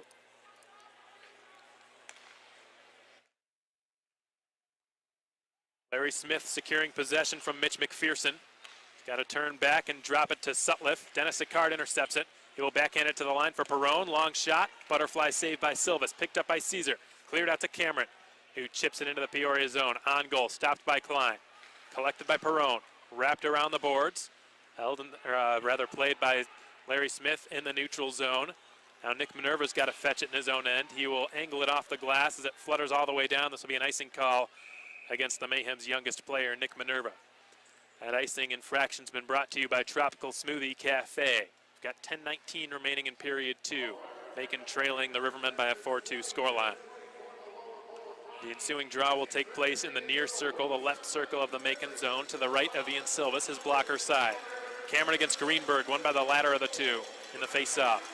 Played by Escriba, centered out in front. The opportunity was there for Ciro, but he couldn't get any lumber on the puck. It's chipped into the far corner. Kalis twisted in front of the goal. Whacked away by Cameron and augmented further there by Derek Sutliff. The Rivermen reorganize. Escriba sends it to his defensive partner, Nick Neville. He has cleared it out in front of the benches. Greenberg has dumped it in. Ian Silvis plays it from his trapezoid. Out to Derek Sutliff on the far half wall. Larry Smith outnumbered. Hagman sends it around the end boards. Occupying the near point is Guillaume Nod. Never reaches him. Bo Walker twists and shoots it off the side of the net. Jostled away by Silvis. Picked up by Hagman. Rimmed around to the line again. Held in skillfully by Guillaume Nod. Now it's sent in behind the net below the goal line again. Hagman up to the left point. Grinbergs lets a shot go. That misses the net. Paddled away by Silvis after it caromed his way. It's centered now for Rulavicius, whose shot is denied by Ian Silvis. 9:19 to go in period 2. Macon trailing the Peoria Rivermen. 4-2 your score. Hope you're enjoying the broadcast up till this point, folks. We're going to take a brief pause on the Mayhem Broadcast Network. We'll be back in just a moment.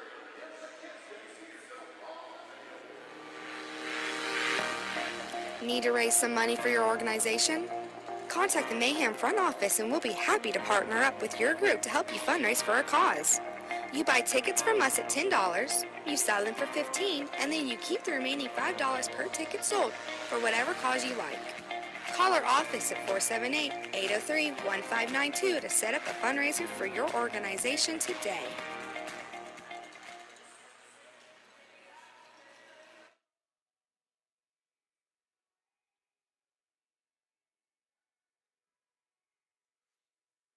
So Pensacola's lead holding in Knoxville. 2/3 of the way through, the Ice Flyers still with a 3-0 lead over Knoxville.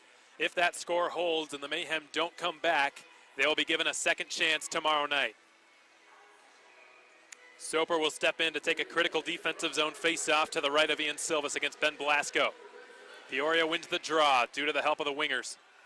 It's sent in behind the net. Blasco is there. The SPHL's leading scorer with 66 points on the campaign coming into this tilt. Bazovic's battling for it with Mitch McPherson. Skate to stick reception, and it flutters into the box. That one came pretty close to me. I'm getting a few chirps for not sticking my hand out trying to catch that one.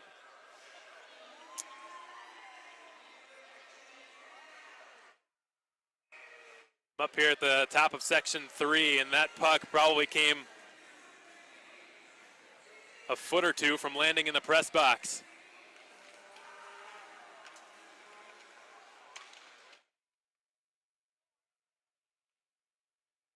Bo Walker feeds it back to the line. Long point shot is taken by Brandon Perrone, stopped by Silvis, cleared up to Dakota Kletcha. Tries to chip it to himself, is checked by Hamilton. Off the puck. Perrone's got it. He'll rim it around the boards. Jarrett Cup halts it. Feeds it up to Ortiz, enters the zone on the left side. He sets up Kletcha, whose shot is blocked by Hamilton. Fed back up the boards from Soper to Kletcha, knocked away from him. Peoria back in control. Hamilton chisels it up the wall on the near side. Jake Fayella delivers a big hit on Pius Rulavicius. And Jarrett Cupp's got it. He takes over behind his own net.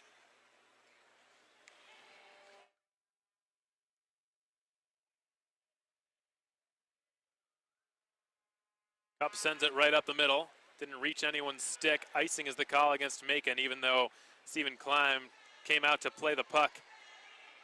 So that was a close icing call. Tough decision for the linesman to make, but that icing has been brought to you by Tropical Smoothie Cafe. The Mayhem will be going back to a defensive zone face-off. And Jarrett Cup was the culprit.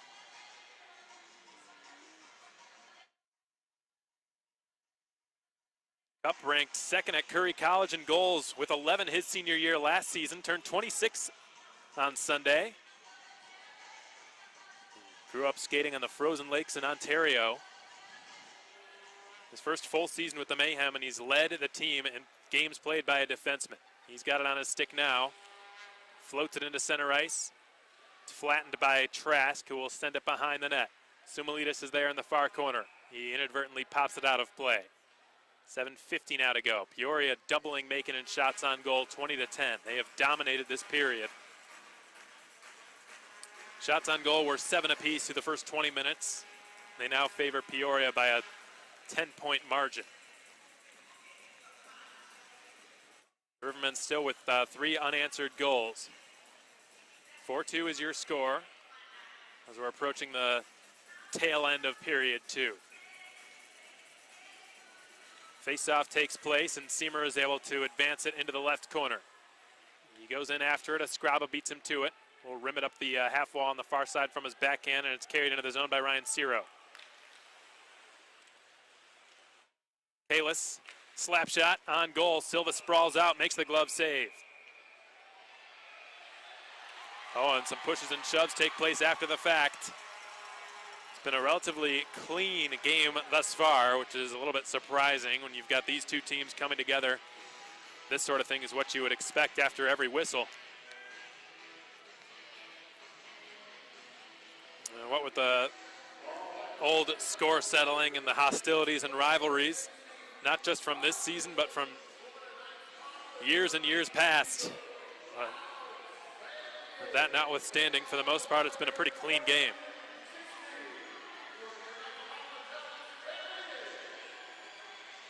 So the face-off to take place in the far circle on Ian Silva's glove side. Justin Greenberg's been booted from the dot. Joe Kalis steps in to take his place. Cameron is able to beat him cleanly. Urban slaps it around his own end wall. Danny Caesar whacks it further. Held in the zone by Greenbergs. Redeposited behind the Macon net. Zach Urban's got it. The Calgary native fails to clear it. It's kept in the zone by Ciro, sent to the net, and a paddle save is made by Silvas. Caesar goes all the way down into his own corner to battle for it. Danny Caesar shovels a pass. It's intercepted in the high slot, given to Ciro, who backhands a pass down to Greenberg. Couldn't get the one-timer off as the puck was on its edge. And Ciro delivers a huge hit on Derek Sutliff on the far half wall. Cameron gets a chance. Caesar breaks to the front of the net. Cameron delays. Center's hoping for Caesar. Has his stick checked at the last moment. Good back check by Guillaume Nod, who is beaten. Caesar sends it over. Redirected wide of the cage by Sutliff. Bazovic steps in. Rims it around the wall clockwise. Off the stick of Caesar. Recovered by Fayella. His shot is blocked. Caesar picks it up in the slot and whacks it wide of the cage.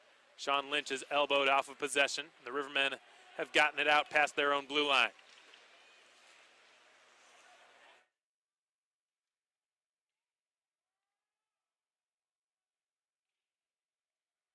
Ben Blasco slides it back up to the point. Redirected. They score. It's Austin Veith. Second consecutive goal. He redirected it through the 5-hole of Ian Silvas. A slap shot came from the right point by Brandon Perrone, and it looks like they may give him credit for the goal, actually. Perrone took the shot. It must have gone off of a Macon stick and changed direction as it went between Silvas' pads. Peoria has taken a 5-2 lead with 6:19 to play in the second period.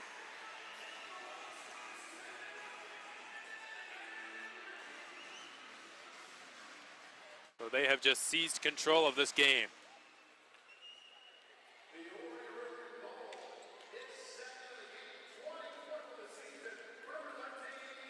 So the public address announcer has given the goal to Austin Veith, which would be his second of this game, but based on the handshake line, the celebration, I would venture to say the goal was scored by Brandon Perrone, the former Mayhem defenseman.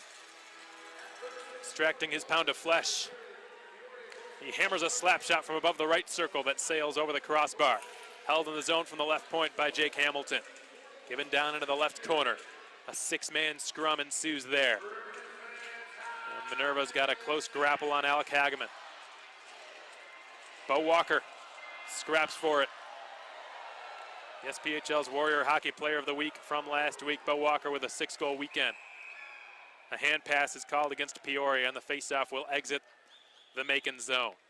5:25 to play in period 2. 5-2 your score in favor of the Rivermen, who entered this period trailing by a goal. The first and the second period have been nearly identical for the Mayhem this season. In terms of goals for and goals against, they've both been middling. Where the Mayhem have drawn the majority of their success this season has been in period 3. They've outscored their opponents 60-48 in the third period this season. However, this is quite a daunting deficit against a team that very seldom allows comeback attempts. The Mayhem will have to begin chipping away at this deficit right now. 15 minutes in, the Mayhem have only managed 3 shots on goal through the second period of play. Sumalitis will send it below the Peoria goal line. It's collected by Nick Neville. Backhanded out to the right wing side where it's carried by Ryan Ciro. Fed into the slot, Greenberg tries a nifty return pass for Ciro. It was picked off, read nicely by Kristaps Bazovic. Here comes Siemer in across the blue line, dances wide on Greenberg's. And in the near corner, it's fought for between Guillaume Nod and Stathis Sumalitis. Worked up to Trask. His pass takes an unfortunate bounce off a stanchion. Peoria has taken advantage of it. It's Ryan Ciro dumping it into the far corner. Ian Silvas out of his net. Spears at the side. Jarrett Cupp will twist it now to Siemer. We're inside of the closing 5 minutes of the second period. 5-2 your score in favor of the Rivermen. Cupp backhands a pass onto the tape for Siemer. Down the right wing side, Siemer puts it in front, tipped on goal by Sutliff and handled by Stephen Klein. Nice feed by John Siemer, the lone Mayhem player with a multi-point game going. He's got a goal and a primary assist on Stathis Sumalitis' goal, the lone assist on that goal. He's right now competing for Jake Trask for the Mayhem's scoring title this season. Each of them came into this game tied with 52 on the campaign. Siemer has just passed him 54-53 at the moment.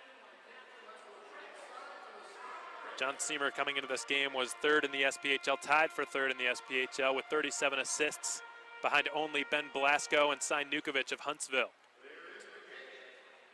As for Jake Trask, well, these games are always exciting for him.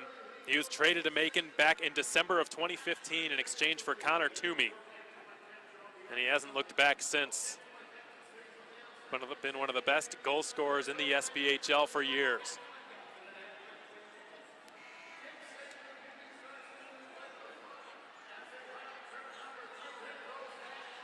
So we've just had our final media timeout of period 2.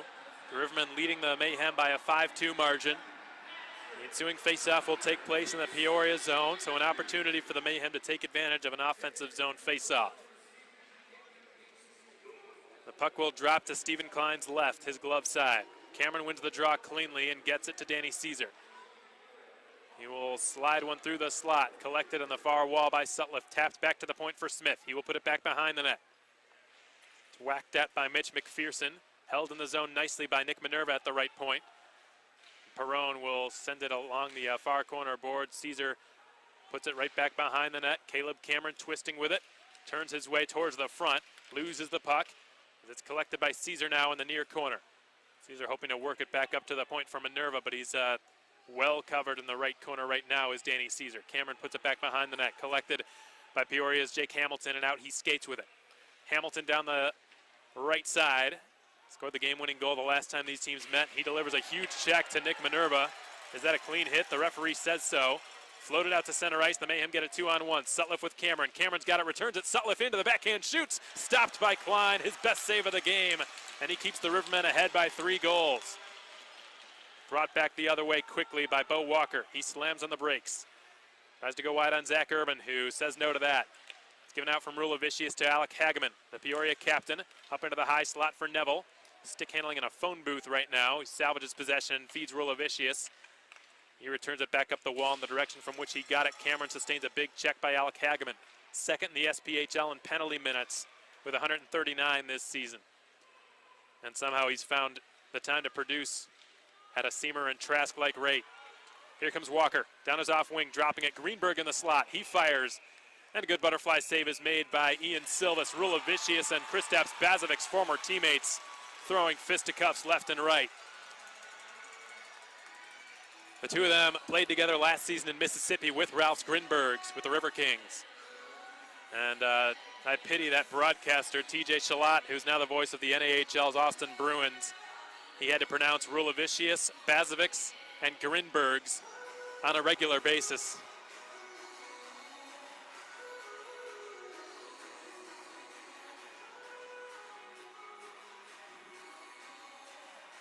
The Knoxville-Pensacola game has resumed 8 minutes into the third period. The Ice Flyers still with a 3-0 lead.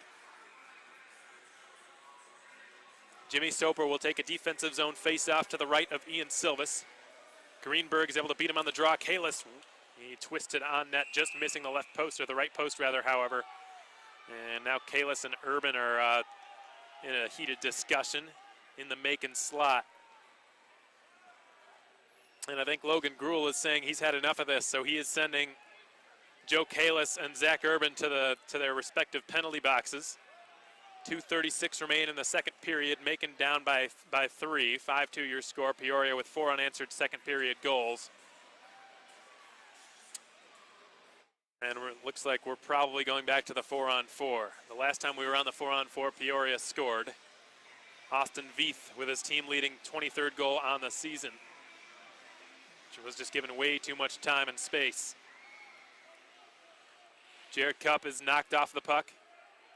He recovers and feeds it to Seamer. Fed back to the left point now from Greenberg to Grinbergs. Another give and go between the two of them, which is a broadcaster's nightmare, I have to say. Jake Fiella steps in against Grinbergs. Grinbergs beats him to it. He delays and carries in behind the net. Grinbergs up to the right point for Naud. His one-timer is off the mark. It skitters back through the blue paint, and it's Jake Fiella collecting it. The Mayhem will get a delayed penalty here. Down the right wing side, it's Seamer. He delays, drops it for Trask, back to Seamer. And he missed the net, had a wide open cage and just whiffed on it. Trask set him up beautifully, and Seamer just couldn't bury it blocker side of Klein, but the Mayhem are going back to the power play for the second time tonight. They have not managed to strike on the man advantage. Their only power play lasted all of 11 seconds before Danny Caesar was given a boarding penalty. So the Mayhem hoping that this time they can get a legitimate opportunity with the man advantage. This will be a 4-on-3, which is rare. You don't see those too often. And 4-on-3 power plays, I think any coach will tell you they'd rather have that than a 5-on-4. More ice, more room to work with. So Leo Thomas putting out a lot of skill. Every member of the AAA line, along with Mayhem's youngest defenseman, Nick Minerva, on this 4-on-3 man advantage. Countered by some of Jean-Guy Trudel's most trusted defensive specialists. Justin Greenberg with Ben Escriba and Nick Neville. Here's Nick Minerva at the blue line. Gets the return from Stathis Soumalides in the right circle. Nick Minerva twists with Soumalides. Soumalides gets it from him. The Czech power forward sends it circle to John Seamer on the far side. Up to Jake Trask. Soumalides returns it. Trask and Soumalides play catch. Trask is parked at the apex. Nick Minerva now in an odd spot, screening the opposing goaltender as Trask will feed it over to Seamer. Up to the top for Soumalides, who hammers a one-timer wide of the left post. 1:22 remains in period 2. Trask for Seamer at the blue line again. Back to Trask now. Trask sends it over to Seamer just outside of his reach. He recovers at the outer hash mark to the right circle and will drop it for Nick Minerva, who tees it up, sends it to the goal line, far side. It's Soumalides, back to Minerva. Minerva will shoot right into the chest of Stephen Klein, who makes the save. Macon's power play coming into this game, ranking just 8th in the SPHL, 15.2% success rate, but it's looked pretty darn strong of late. This Mayhem power play is brought to you by Wild Wing Cafe. 29 seconds remain on this 4-on-3, after which we'll go to a 5-on-4 to close out period 2, unless the Mayhem are penalized again. John Seamer going to an offensive zone face-off to the left of Stephen Klein. He wins the draw. It's fed back to Trask in the high slot. Jake Trask to Nick Minerva. Minerva returns it for Trask above the left circle. A minute remains in this second period. The Mayhem trailing by a trio of goals. Minerva above the left circle, back to the goal line for Seamer, who tries to center it for Soumalides. Broken up by Hamilton. Recovered by Seamer. Fed to Trask. Outer hash mark to the right circle. Up to the blue line for Nick Minerva. Returns it for Trask. Trask gives it back door. The pass was too hot to handle for Seamer. Left circle, Seamer from a tough angle. Had his shot blocked by his own man, Soumalides. Twisted off the half wall. Nick Minerva's got it. Urban out of the box, heads right to the bench. where he's replaced. Seamer's got it. Sutliff is on in Urban's stead. And now it's Minerva feeding it to Sutliff at the left point. 22 to go in the period. Trask from the blue line has his shot redirected and in, but it's waved off. A high stick called against John Seamer, who's pleading. He believes it was below the height of the crossbar, but the referee's mind appears to be made up. Logan Gruel emphatically waving off that goal, and John Seamer saying there should be a review on this. I believe the officials will confer, but if I'm not mistaken, that puck was redirected from above the height of the crossbar, so no goal will be allowed to John Seamer, which would have been his 3rd point on the night. Tough break for the Mayhem, who really needed that one heading into the second intermission. Looks like we'll stay at 5-2. No goal, high stick is the official call. The faceoff will come back out to the neutral zone, and that one's going to be a killer for the Mayhem to swallow. From my vantage point, it looks like, however, the right call was made. Neutral zone faceoff between Dennis Sicard and Jimmy Soper. And Dakota Kletcha fighting for it along the near side wall. Bazovic feeds it over to Sutliff. Sutliff's pass was a tweener between Kletcha's stick and his skates. Escriba carries behind his own net. Turns it over to Soper. Soper with time winding down in the period, which has just come to an end. Not the best of periods for the Mayhem. They were up by a goal when this period started. They're now down by 3 when it comes to an end. 5-2 is your score through 40 minutes of play. 6 seconds remain on the penalty called against Ryan Ciro at the end of that second stanza. But Peoria is in control now. They have really, you got to give them credit. They just took matters into their own hands in period 2 and regained control of this game. Macon held to just 6 second period shots on goal, whereas Peoria had 17. So a very lopsided period in Peoria's favor. Can the Mayhem return the favor? They have been better in third periods than they have in any other period so far this season. Third periods by a long shot, Macon's strength. Again, in periods 1 and 2, for the most part, the Mayhem within a goal differential of 3. They're -1 in periods 1. They're +3 in periods 2. And in periods 3, they're a +12. So by far, it's been Macon's best period this season. But will that be enough to overcome a 3-goal deficit against the top-seeded team in the SPHL this season? We shall see. Only time will tell. The good news, folks, the Knoxville Ice Bears, a team that the Mayhem need to lose tonight if this score holds. Last time we checked, we're down by 3 goals. Pensacola is at the Knoxville Civic Auditorium as we speak right now with a 3-0 advantage with a dozen minutes remaining in period 3. Elsewhere around the SPHL, Huntsville hosting Fayetteville out at Von Braun Center in northern Alabama. The Havoc holding a 2-1 lead over the Fayetteville Marksmen. The Evansville Thunderbolts on the road as well, hoping to avoid getting the -100 goal differential on the season. So far, they're in good shape. They're +3 on the night, 4-1 in favor of the Thunderbolts out in Quad City this evening. And Roanoke all knotted up at a goal apiece with the Birmingham Bulls, 1-1 through 1 period of play out in central Alabama this evening. That wraps up your out-of-town scoreboard update brought to you by Hampton Inn and Suites. In the meantime, this game not going according to plan in period 2. The Mayhem had things under control through the first 20 minutes, but period 2, simply put, just belonged to the Rivermen, who outshot Macon 17-6 and outscored them 4-0. So the Mayhem will have to come back with a resilient and equally strong showing in period 3. They'll have to do exactly what Peoria did to them in period 2. We've seen them do it before. Can they do it again?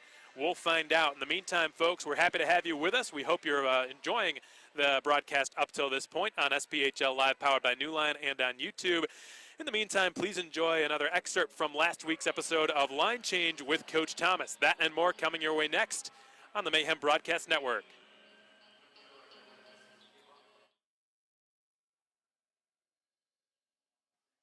You got it. Okay. Thanks for taking care of that, by the way, guys. Appreciate it. Going into this week's games against Peoria, what do you feel are your strong points that you're going to improve on and your weak points that you're going to work on improving? I'll start with the weak points. We're still giving up way too many shots, I think, in our end. And a team like Peoria can vary if you give them those 10 to 12 high-grade, high-slot kind of shots. So that's something we definitely got to clean up here this last weekend. I think we definitely can skate with them.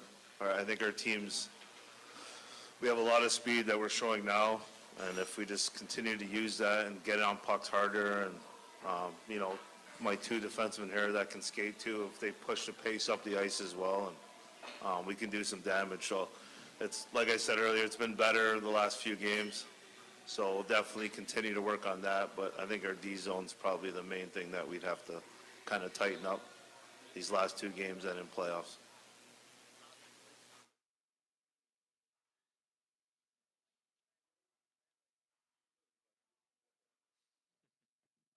So my question is for Kristaps. You've played in a lot of different places.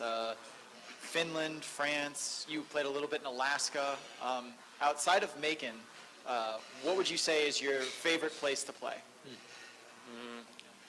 Every place has its own something, but overall I'd say Texas. I had a really good experience in Wichita Falls when I was there for a year and a half, and yeah, overall over there. They do have good billets. Yes. Yeah, the billet families there are unreal. I can confirm They that. all have money. Yeah. Didn't you stay with the Fergusons, Kristaps? No, with Brad Kamsey. Oh, okay, even better. This one's for Kristaps. How much of a confidence boost was the game on Sunday, especially since offensively everyone was sort of contributing? Oh, for sure. Coming back and playing a solid game, it's better than just playing a solid game, if that makes sense.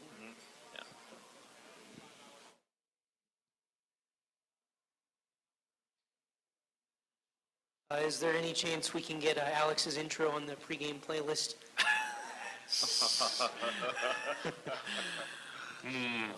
Yeah, I'll talk to John Reagan about that one actually. Yeah, that's a good question. Did you hear that? Yeah. Okay. Seems like everyone in town's heard that by now. Yeah, Melissa. So my question is actually for both our players up here. What, if any, sort of pregame rituals do you have?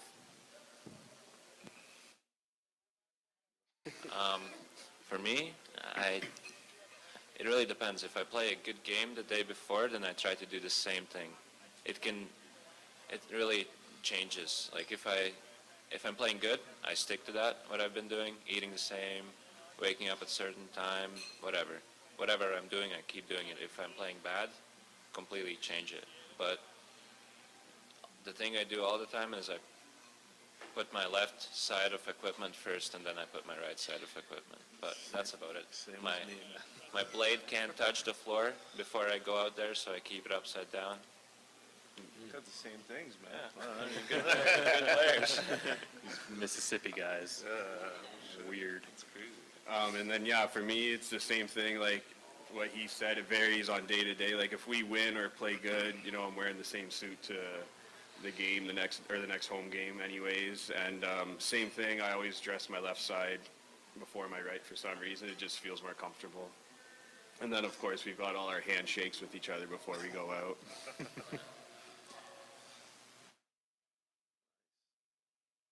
Does anyone have like a really unique kind of handshake between two players? I think Cam and Sumi's is my favorite. What is it? When Sumi walks up to Cam checks him, pats him down if he... Like security? Yeah, Airport security check, yeah. I like that one. Yeah. That's good. Sumi's got family in. Yeah, I've seen that today. So I actually learned something about the SPHL this week, that there aren't any restrictions on stick curve limits like there are in the NHL and the ECHL. So my question was going to be, does anybody on the team have like a giant banana curve or anything that's just out there or strange? No, pretty well whatever's given to us. They're all stock. Yeah.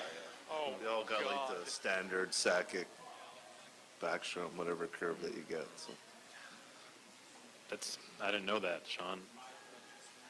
Well, I thought the NHL was the same too, though. They give you. Yeah, I didn't know that. No, because Stan Mikita used to have a banana blade, and Well, you see Ovechkin, and it's like that. So I right? thought they switched it too. Check on that for me. Jason Spezza got penalized one time for it. Oh, yeah. I know back in the day, McSorley did and stuff like that, but I thought they switched that too. Interesting. DJ. Obviously, the team's best chance to capture that fourth seed would be to win both games in Peoria. What's it going to take to win that first game? Obviously, Peoria's, they can considerably be in a very lax position since they've already clinched and, will get the first pick in the playoffs. What strategy, overall, what's it going to take for you guys to get that first game and give yourselves a chance to win that second win?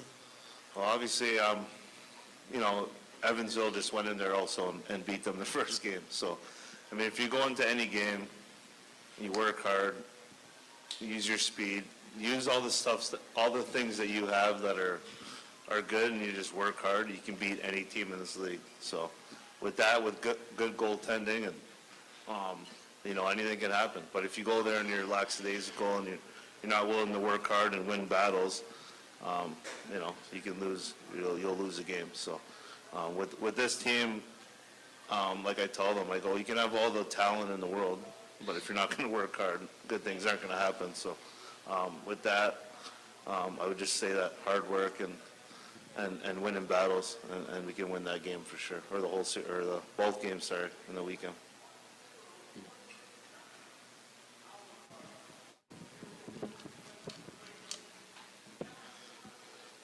Just from their sheer location in Peoria being the absolute furthest team you could have to travel to, Yeah. how horrible is it for that to be your last two games of the season? I know. When I seen that earlier in the, after training camp or whatever, it is what it is. I have no control over that. I mean, it sucks, but it's also good to get on the road with the guys sometimes, and for the guys to get away from home for a bit or their apartment. So maybe we'll have some fun, go up there, win 2 games, and enjoy the 12-hour trip back and get ready for playoffs. But yeah, no, it definitely sucked. I mean, I don't want to go that far for 2 games. I'm excited too. It's the first full road trip that I'm going on this season, so I'll actually get the chance to go there, and we'll broadcast on SPHL Live and on YouTube. But I went to college in Peoria, so it's a pretty cool opportunity for me to go back and see some family again and some friends I know who are still there. Can't let the episode go by since we're playing Peoria this weekend is just to say that I don't think they're as good as what their record reflects, obviously, with their schedule. So Evansville goes in there and beats them the first game. There's no doubt in my mind you guys can go in there and beat them both games. No, absolutely. Thank you for that. I think we can too. So it's going to be a pretty good weekend. It's exciting. It's a team that we should want to play. You know what I mean? Going into playoffs and kind of get a gauge and see where we're at as a team. So I'm excited. This one's for Alex. Playoff ticket-wise, what will the pricing be, or can fans, can they purchase them in the box office for the, before the game, or what's the deal? Yeah, so that's a good question. Tickets are going to go on sale the day after not the watch party, but that Sunday when the seedings or the matchups are determined, the selection show. Tickets are going to go on sale the following Monday morning, and they can be purchased by calling the Mayhem office, 478-803-1592. We're, Tyler and Colin and I, we're all bracing ourselves. We know it's going to be a lot, but we also want to make the process as easy as possible for our fans to get their seats that they want. So. Okay, well, welcome back, everyone. We hope, again, that you enjoyed that segment from our last episode of Line Change with Coach Thomas. Again, every Tuesday night, 6:30 p.m. Eastern Standard Time at the Creek Stage at the Rookery in downtown Macon, 543 Cherry Street. We hope to see you there. We'll have another show again, of course, this coming Tuesday, April 9th, the day after playoff tickets go on sale. The playoff matchups yet to be determined. We'll have a clearer picture of what those will look like after tonight, but still, based on the way that the games have gone so far, the 2 games that will determine Macon's seeding, it looks like that will be, unless there's a dramatic comeback by the Mayhem in the third period, they'll be in the same spot they were when the game started, which would be 2 points behind Knoxville for fourth place. Now, we've seen bigger comebacks happen, and the Mayhem have overcome bigger deficits than this. So you can't count them out. But for Knoxville, it looks like hope is all but lost as they trail 4-0 to Pensacola right now with 3:48 remaining in the third period. So unless there's a miracle in Knoxville, the Mayhem will get a second chance tomorrow night. If they were to lose and Knoxville were to win tonight, then it would be over. But because Knoxville appears as though it will be dropping tonight's game in regulation, the Mayhem will get another chance tomorrow. But tomorrow night they will need Pensacola to win. Otherwise, a win from Macon would be futile because Knoxville right now sits 2 points ahead of them. All Knoxville would have to do tomorrow night is just get a point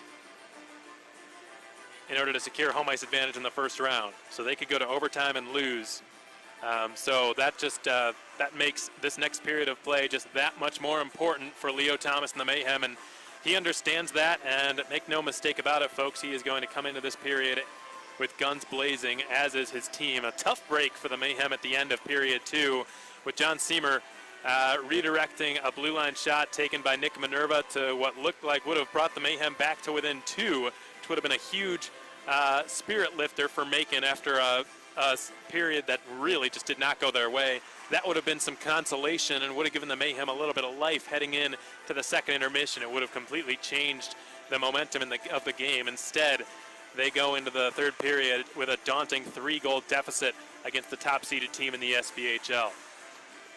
Now that goal, or that non-goal, that was scored by John Siemer, looked like it was just barely above the height of the crossbar. So the Rivermen catching a break, but such is the way of the game. It was, looked to me at least, like it was just barely over the height of the crossbar. So if I'm not mistaken, the right call on the ice was made, but you got to feel for John Siemer. He was telling Logan Gruel, the referee, he wanted some sort of a review. And Gruel obliged. He, at the very least, gave Siemer the satisfaction of conferring the call with his line mates, but the goal stood. There was no change.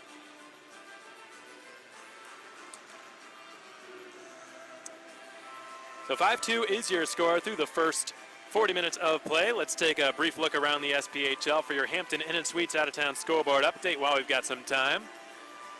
As we said, the Pensacola Ice Flyers up 4-0 over the Knoxville Ice Bears, which is a game that the Mayhem need Pensacola to win, especially if they can't overcome this deficit in the third period. From the last update, 3:48 remained in Knoxville in regulation. Quad City trailing 4-2 to the Evansville Thunderbolts on their second-to-last game of the season as well. The Bolts trying to end their season to forget on a high note. The Huntsville Havoc up 2-1 over the Fayetteville Marksmen at the moment through 40 minutes of play out at Von Braun Center. And the Roanoke Rail Yard Dogs trailing to the Birmingham Bulls by a 2-1 score. Roanoke, another team that the Mayhem cannot sleep on, though they sit a point behind Macon. They're still within striking distance of possibly tying Knoxville for that fourth seed. Now the chances of that are almost astronomical, but it's still possible. Though right now they trail 2-1 to the Birmingham Bulls, so that's probably good news for the Mayhem. Knoxville, another team that's contending for that fourth seed, and they sit just a point behind the Mayhem in the standings at the moment.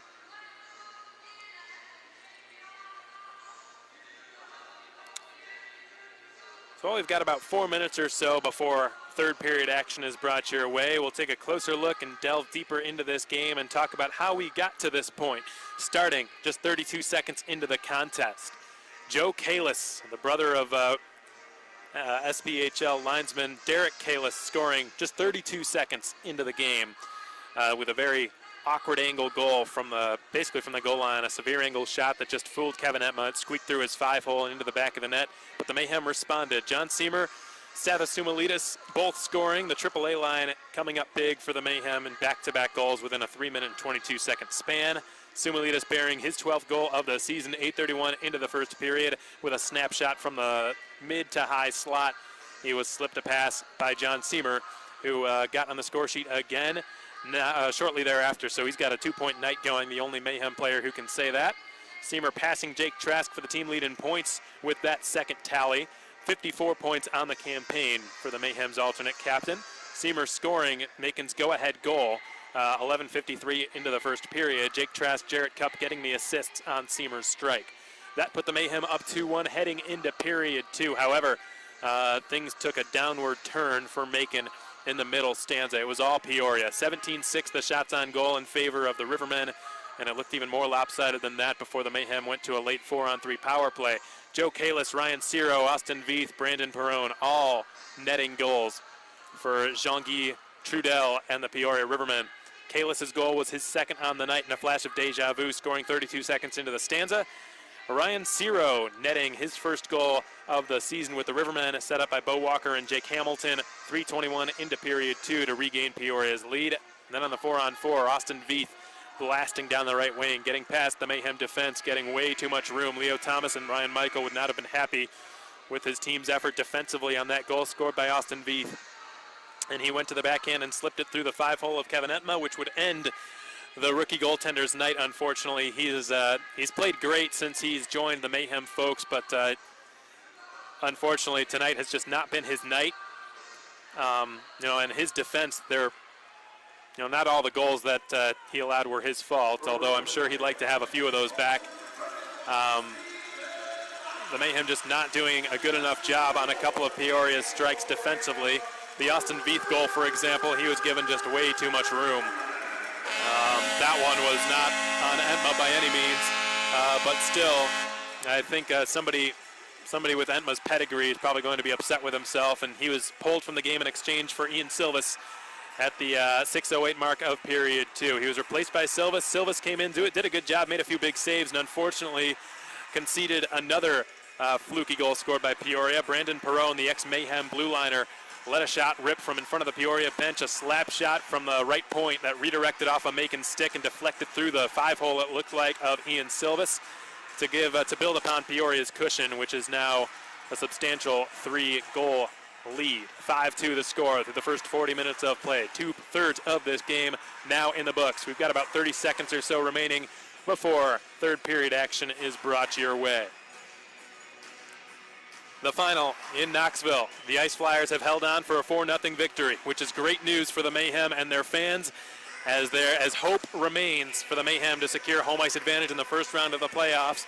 If the Ice Bears would have won tonight, it would have been very difficult for the Mayhem to secure that 4th spot. Even if the Mayhem don't muster a comeback tonight, they will have a chance tomorrow if Knoxville does not get any points. However, the Mayhem must win. They must defeat the Rivermen tomorrow night. If they do not do so tonight, the Mayhem will have to win tomorrow night and beat the Rivermen for the first time this season. Otherwise, they can kiss home ice advantage in the first round goodbye. And what a fitting way that would be to end the 2018-19 regular season. Things coming down to the wires, they so often have. The officiating crew, again, back at full strength. We're a little bit nervous for the well-being of one of the linesmen, Chad Fuller, who left the game early in the first period due to what looked like a wrist injury. He is back. The puck drops, and the third period of action underway in the Mayhem's penultimate game of the 2018-19 regular season. Ryan Ciro immediately let out of the Peoria penalty box, and the Rivermen have returned to full strength just as period 3 has begun. With the words of Leo Thomas ringing fresh in their ears, let's see what the Mayhem have to bring to the table in period 3. Jarrett Cupp staying tight on the puck. Joe Kalis kicks it up to his stick, drives to the front of the net. It's speared aside by Ian Silvis with the paddle. And now Kalis collects it in behind the cage again. John Seymour picks his pocket and feeds it to Jarrett Cupp. Both teams with 0-fers on the power play so far this evening. The Mayhem 0 for 2, the Rivermen 0 for 3. Jake Fiala closes off Ryan Ciro. It's collected in the right corner by Kristaps Bazovic, who's checked into the end wall. Fiala knocked down, but he got rid of the puck just in time. Took a hit to make a play. The Mayhem with numbers the other direction. Trask sends it over. Played out of midair nicely, but recovered by Trask, whose shot from the right circle is denied by Stephen Klein. Good breakup of the pass by Guillaume Nod as Trask tried to feed it circle to circle, and Nod just whacked it out of midair with his stick. Excellent hand-eye coordination displayed by the German/Canadian defenseman.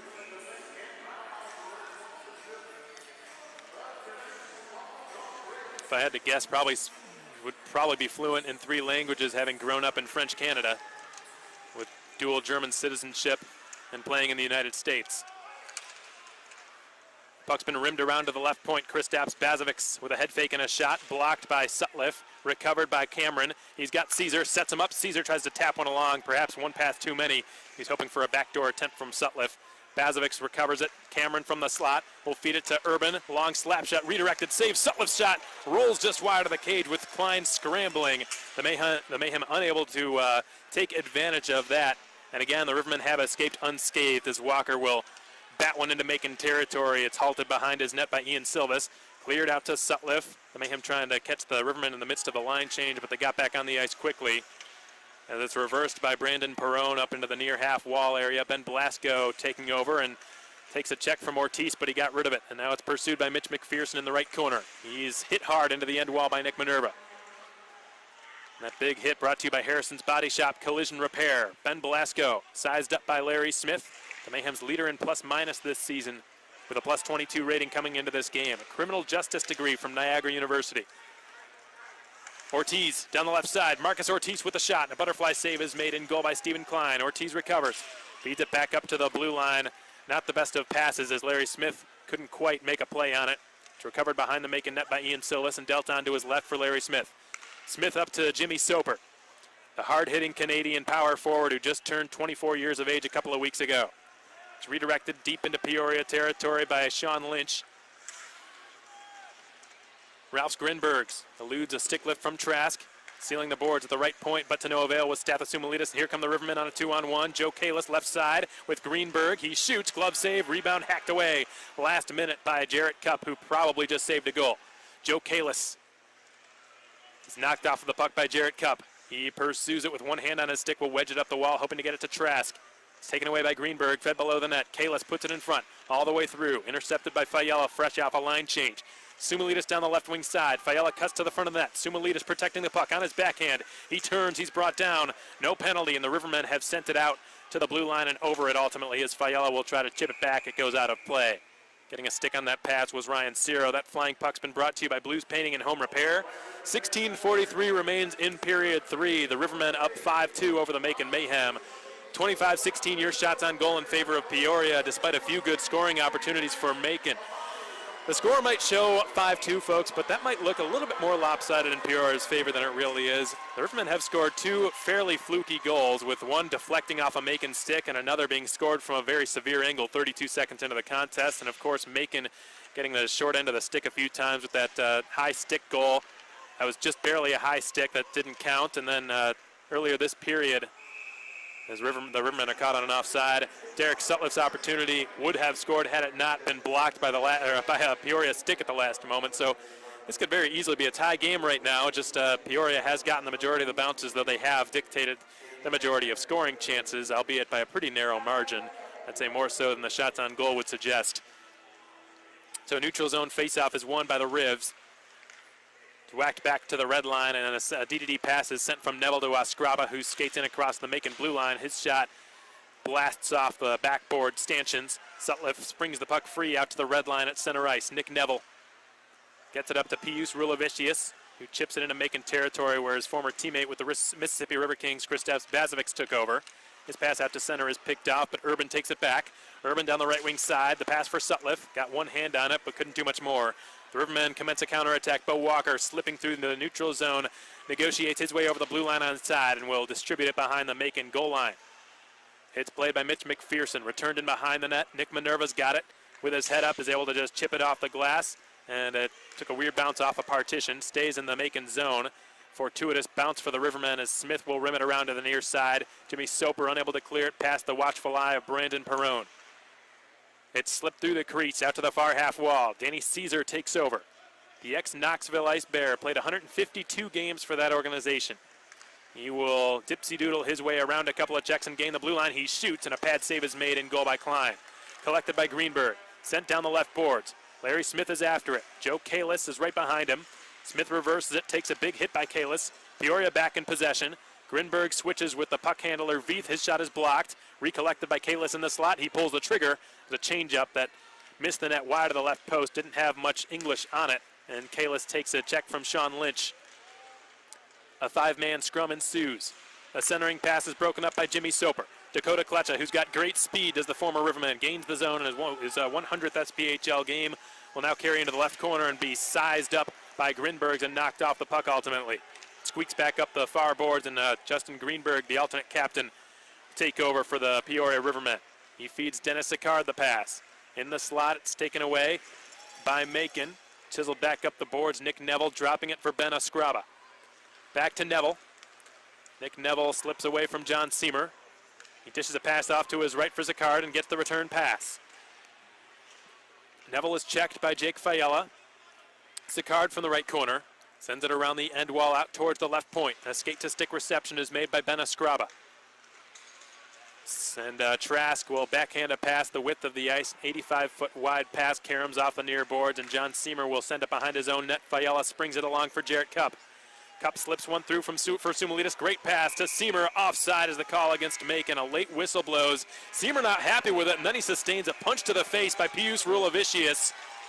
A clear, cheap shot by Pius Rulavicius, who's got over 100 penalty minutes on the season, second on the Rivermen only to Alec Hageman, and a play like that demonstrates exactly why. He was upset that the shot came late from Seamer, but in Seamer's defense, the whistle came late. You can't blame John Seamer for shooting a late shot on goal on a delayed offside when the whistle came 2 seconds after the puck crossed the blue line. Pius Rulavicius should be penalized. We'll see if he is. But he threw a left punch right at the jaw of John Seamer and may have just gotten away with it. The 13:46 remains in the third period. The Rivermen up 5-2 over the Mayhem. Macon's come forth with a much better effort in this third period than they were able to muster in period 2, but they've still got a mountain to climb here in the closing 13:46. And it looks as though Pius Rulavicius has gotten away with the punch to the face of Seamer with his left hand. Rulavicius, the Lithuanian, graduated from St. Norbert's College back in 2017. Another ex-River King. Neutral zone face-off, won cleanly by Seamer. The AAA line's back out there for Macon. Bazovic rattles it along the end wall in the Peoria zone, clockwise. Sealing the boards is Trask, but it pops over his stick. Austin Veith one-on-one versus Bazovic. He drops it for the trailer, Brandon Perrone, whose shot is blocked by Bazovic and bounces right back towards the point. Bazovic cuts off the pass and will feed it out towards Jake Trask. It sails over his blade. And I think Trask is yelling at Chris Dapps to send him passes on the ice rather than the saucer pass in that situation. Zach Urban takes over. In behind his own net, he will drop it to Derek Sutliff. Sutliff to Chris Dapps. Feeds a pass along the ice this time, and it's tapped along the blue line. Macon recovering control in the neutral zone. Nick Minerva to Larry Smith. A D-to-D pass, and Smith from the red line will fly one into the opposite corner. Wrapping it right back up the boards was Ralph Grinbergs. Recovered by Nick Minerva. Fed to Larry Smith. Now up to Cameron, who chips it into Peoria territory. 12:42 to go in the third period. The Mayhem still trailing by a trio of goals. And Nick Minerva meeting Rulavicius in the neutral zone. Slides out in front of the benches. Recovered by Ben Escriba. Fed D-to-D for Guillaume Naud. Naud's pass goes off Rulavicius' stick.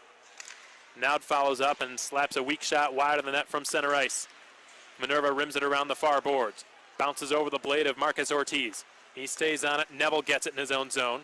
Neville feeds it up into center ice. Alec Hageman backhands a pass onto the tape for Ben Escriba.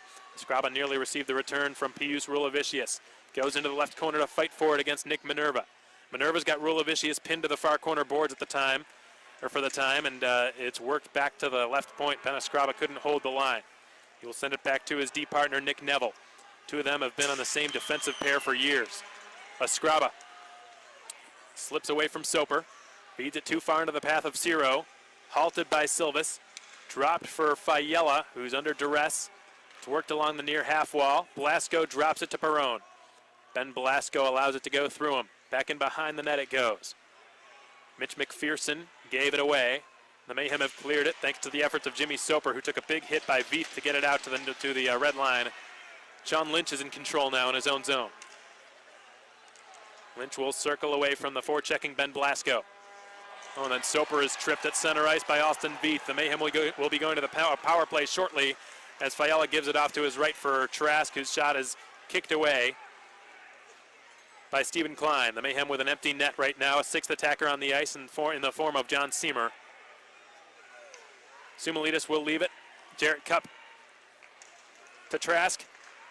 Feeds Sumalitis the pass. Sumalitis from the left circle. He spins with it. Lots of open ice. He will drop it down to the corner on the near side for Trask, but he's met quickly by Ralph Grinbergs, or rather by Austin Veith, who will be taking a seat. The Mayhem 0 for 2 in the power play tonight, hoping the third time can be the charm. We're nearly halfway through the third period of this tilt. 25-18 your shot advantage in favor of Peoria, 5-2 your score. The Mayhem with essentially a must-convert opportunity on the power play to get themselves back into this contest. Veith to the sin bin for 2 minutes. Whether they call that tripping or clipping is up to them, or interference on Jimmy Soper, the other number 13. Jake Trask gets a quick return pass from Minerva.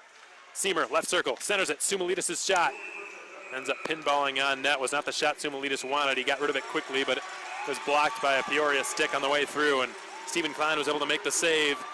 Lots of pushes and shoves take place after the fact, and Minerva has just given one extra shove.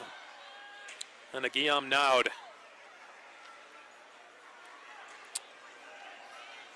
Normally the second game of a series is the more scrappy of the two, but of late the opposite has been the case for the Mayhem. Dennis Sicard will take a defensive zone face-off against John Seymour.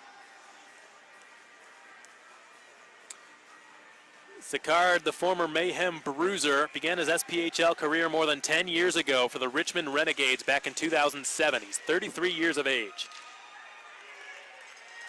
The Rivermen have cleared the puck down the length. It's halted by Ian Silvis. He will leave it for Jake Trask. Trask swoops in to pick up the puck from behind his own net. All kinds of space as he accelerates through center, gains the line, fires a wrist shot, blocked by Perrone, collected and cleared. That's one element to Brandon Perrone's game that the Mayhem have missed, was his ability to block shots. In the short time he was with Macon, he excelled in that department. John Seymour now slicing through center. He will gain the line and take down Jake Hamilton in the process. He will feed it along for Danny Caesar, who squirts it back to him. It goes between his stick and his skates.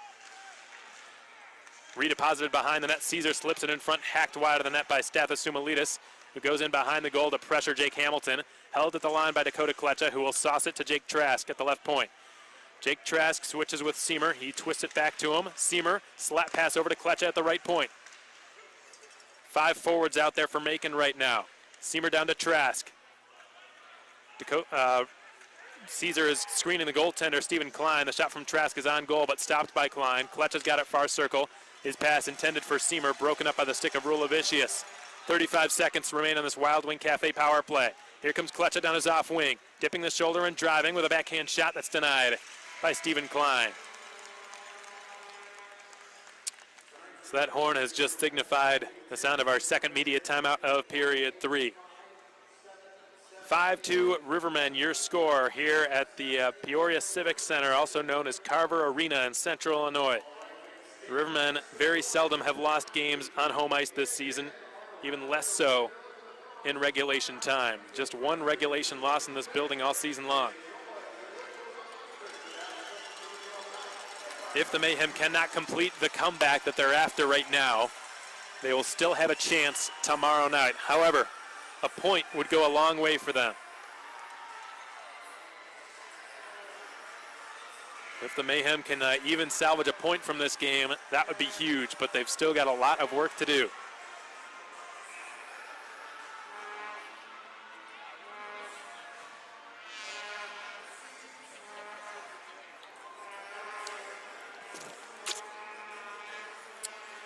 So Caleb Cameron will step in to take the offensive zone face-off against Dennis Sicard.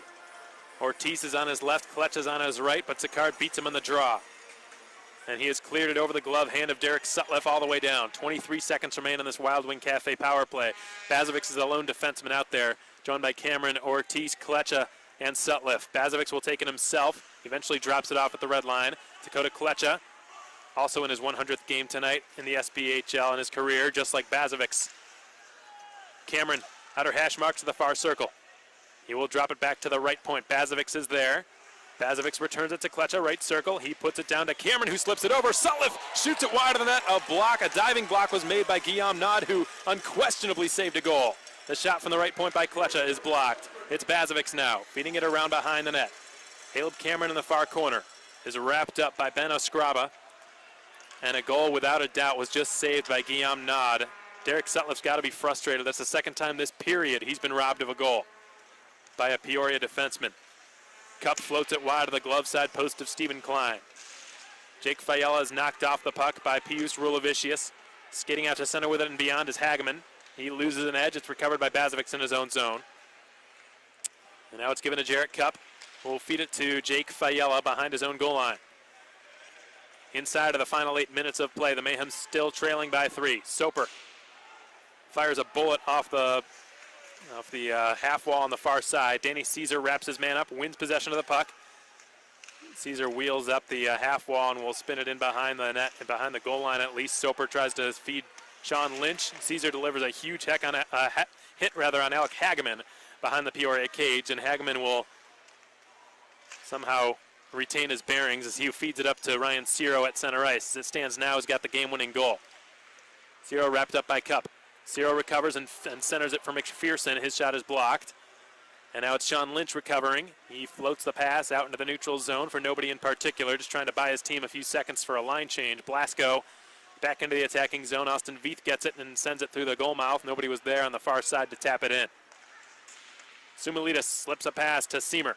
Seymour gains the Peoria blue line, pulls up and fires from the right circle. His shot is patted away by Stephen Klein. Sumalitas up to the point. Minerva's shot. Pinball's out in front. It's knocked aside by Nick Neville, who still has it. Pressured by Trask. He got rid of it, and the Rivermen have cleared it out to center. Larry Smith. It's pressured by Veith. Nick Neville regains control for the Rivermen. Feeds it to Ben Escriva, who will hoist one into the Macon zone. 6.5 yet to play in the third period. The Mayhem still trailing 5-2. Peoria content to not really shoot too much. Just this is what they do when they go ahead by a few goals. Just make one safe play after another to really just deflate any possible scoring opportunities from the opposing team. Now it fires a slap shot that's fought off by Silvas. Peoria's first shot in probably 8 or 9 minutes. It's cleared off the glass by Stathis Sumalitas. Dennis Sicard wheels into the neutral zone with it. Faked as though he were going to pass, and this time he does to Nowd, but the pass was an errant one. It's recovered by Larry Smith. Bazovic to Kletcha. He flops it into the Peoria zone. It goes on net. Stealth aside by Klein. Nowd. Guillaume Nowd's had an excellent defensive game, playing in his first game against Macon this season. Sicard centers it. Backhand shot by Blasco is denied by Silvas. I would say at the very least 2 goals have been saved without a doubt from Guillaume Nowd. Both of which incidentally came against Derek Sutliff, who had the opportunity twice from the left circle in the Peoria zone.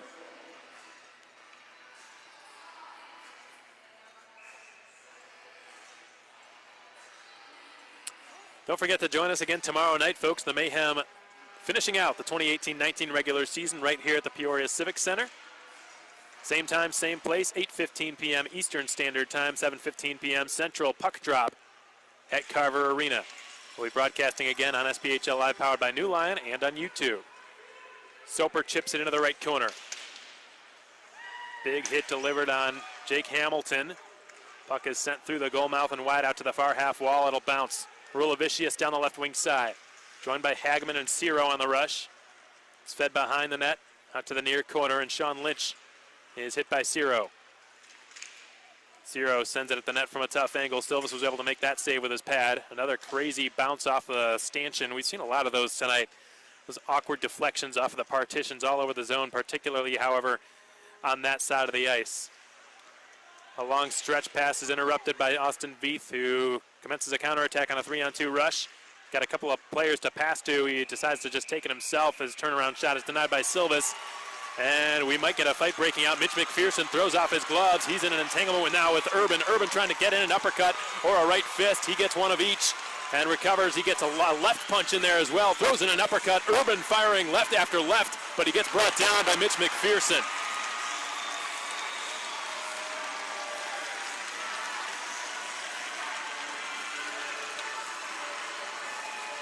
Zach Urban, who leads the Mayhem in penalty minutes this season with well over 100, 120, make it 125 after that scrap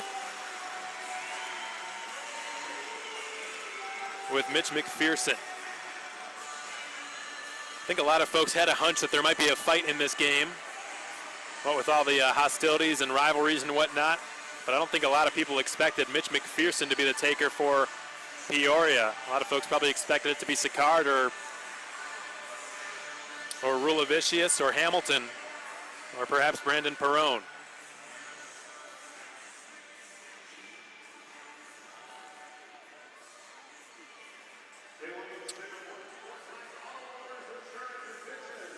So we've got a few more shout-outs to give before this game comes to an end. Jeff Grube tuning in, including the judge up in section 208. We've got Mayhem Digital Media Director Brian Arnold tuned in as well, running the social media tonight. Thanks for tuning in, folks. We hope to have you aboard tomorrow night as well. So that was our final media timeout of this game. 4:41 remains. The Mayhem have a 3-goal deficit to erase. Zach Urban in the sin bin for that fight he got into with Peoria's Mitch McPherson. The puck drops. The Rivermen win the draw. Joe Kalis' hat-trick bid is again denied, this time by Silvis. Blasted over the crossbar. Sumalitis for Macon. Up to Trask. He spins with it. Jake Trask feeds a pass up to Stathis Sumalitis, who will float one over off the far half wall. It'll bounce. Seamer couldn't really make a play there. Sumalitis covers a lot of ground to recover the puck. Kalis' clearing attempt goes off of Sumalitis, and we get a whistle and a stoppage of play. 4:13 to go in the third period. 5-2. Peoria is your score.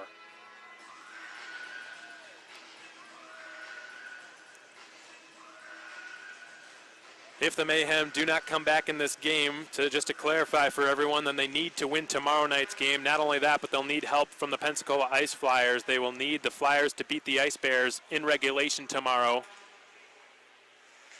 or they will not have home ice advantage in the first round of the postseason. But because Pensacola won tonight, hope remains. However, the Mayhem still trying to salvage at least a point from tonight's game, though they've got a long way to go still. They should have probably by now chipped away at this deficit with the chances they've had, but Guillaume Nott and a few other Peoria defensemen have made some heroic plays in their own zone. Brandon Perrone chips it off the glass and out. Larry Smith at center ice. Gets it to Caesar, who kicks a rolling puck in the path of Bo Walker, who slides it back to Brandon Perrone. Now it's Jake Hamilton. Hamilton from the red line. Chips it into the Macon end. Jarrett Cupp's got it. Fakes left, goes right. Jarrett Cupp begins to pick up speed through the neutral zone. The lone defenseman again on the score sheet tonight with an assist on John Seamer's goal. Jimmy Soper, the ex-Kitchener Ranger, will get the return pass from Jake Fiella. Now it's Sean Lynch. Redirects it into the Peoria zone in the far corner. Goes in after Ben Escriba. Soper gets his stick in there to work for the puck. Escriba takes Lynch down to the ice. It's fed up the half wall on the far side. Taken away and sprung ahead for Veith, who could get his second goal of the night. He drives to the backhand, loses the puck, and it's loose on the doorstep. Silvis covers it up with his glove and makes the stop. Austin Veith with some blazing speed, the rookie. His first pro season, graduate of University of Alaska Fairbanks. He's already scored once tonight. A lot of folks thought he had scored twice, but the goal actually that Brandon Perrone scored went off of a Macon stick when it redirected. Graduated from University of Alaska Fairbanks last season, and has quickly taken this team by storm. Justin Greenberg with a clean offensive zone face-off win. It's brought down the left wall and in behind the net by Ralph Grinbergs. He will send it up to the deep slot where the one-timer taken by Kalis is blocked. Now it's Bazovics up to Trask.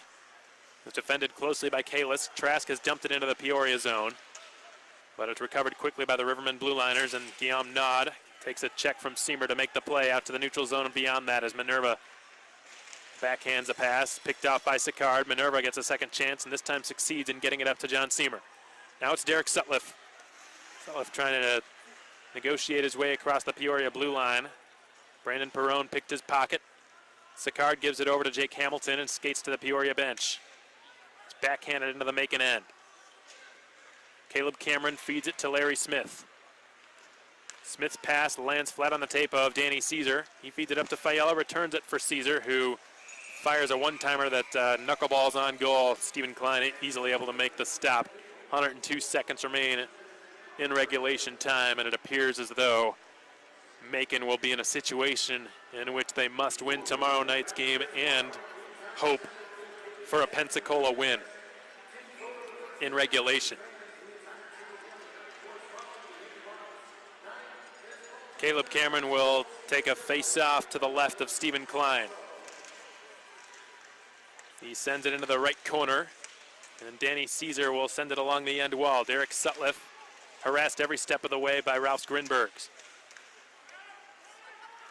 Sutliff slow to get back up, but he does so. It's feathered along for Ciro by Naud.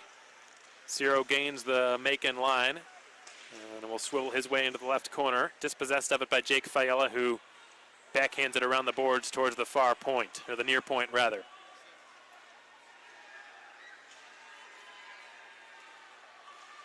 Bo Walker just trying to kill out as much time as he possibly can. Finally, the whistle blows, perhaps for a frozen puck, perhaps for a hand pass, tough to tell. But 1 minute and 3 seconds remain in this contest. Let's take a look around the SPHL for one last Hampton Inn & Suites out-of-town scoreboard update. In the second intermission, Roanoke has tied things up, so they might actually pass Macon tonight. Not that that really makes a huge difference. The seeding's in the bottom 5. So check that, 13:48 to go in the third period out in Birmingham. They're tied up at 2 goals apiece. But it doesn't really matter whether the Mayhem are 5th, 6th, 7th, or 8th. What matters is whether they're in that lower half or whether they're in 4th, because that would mean home ice advantage in the first round.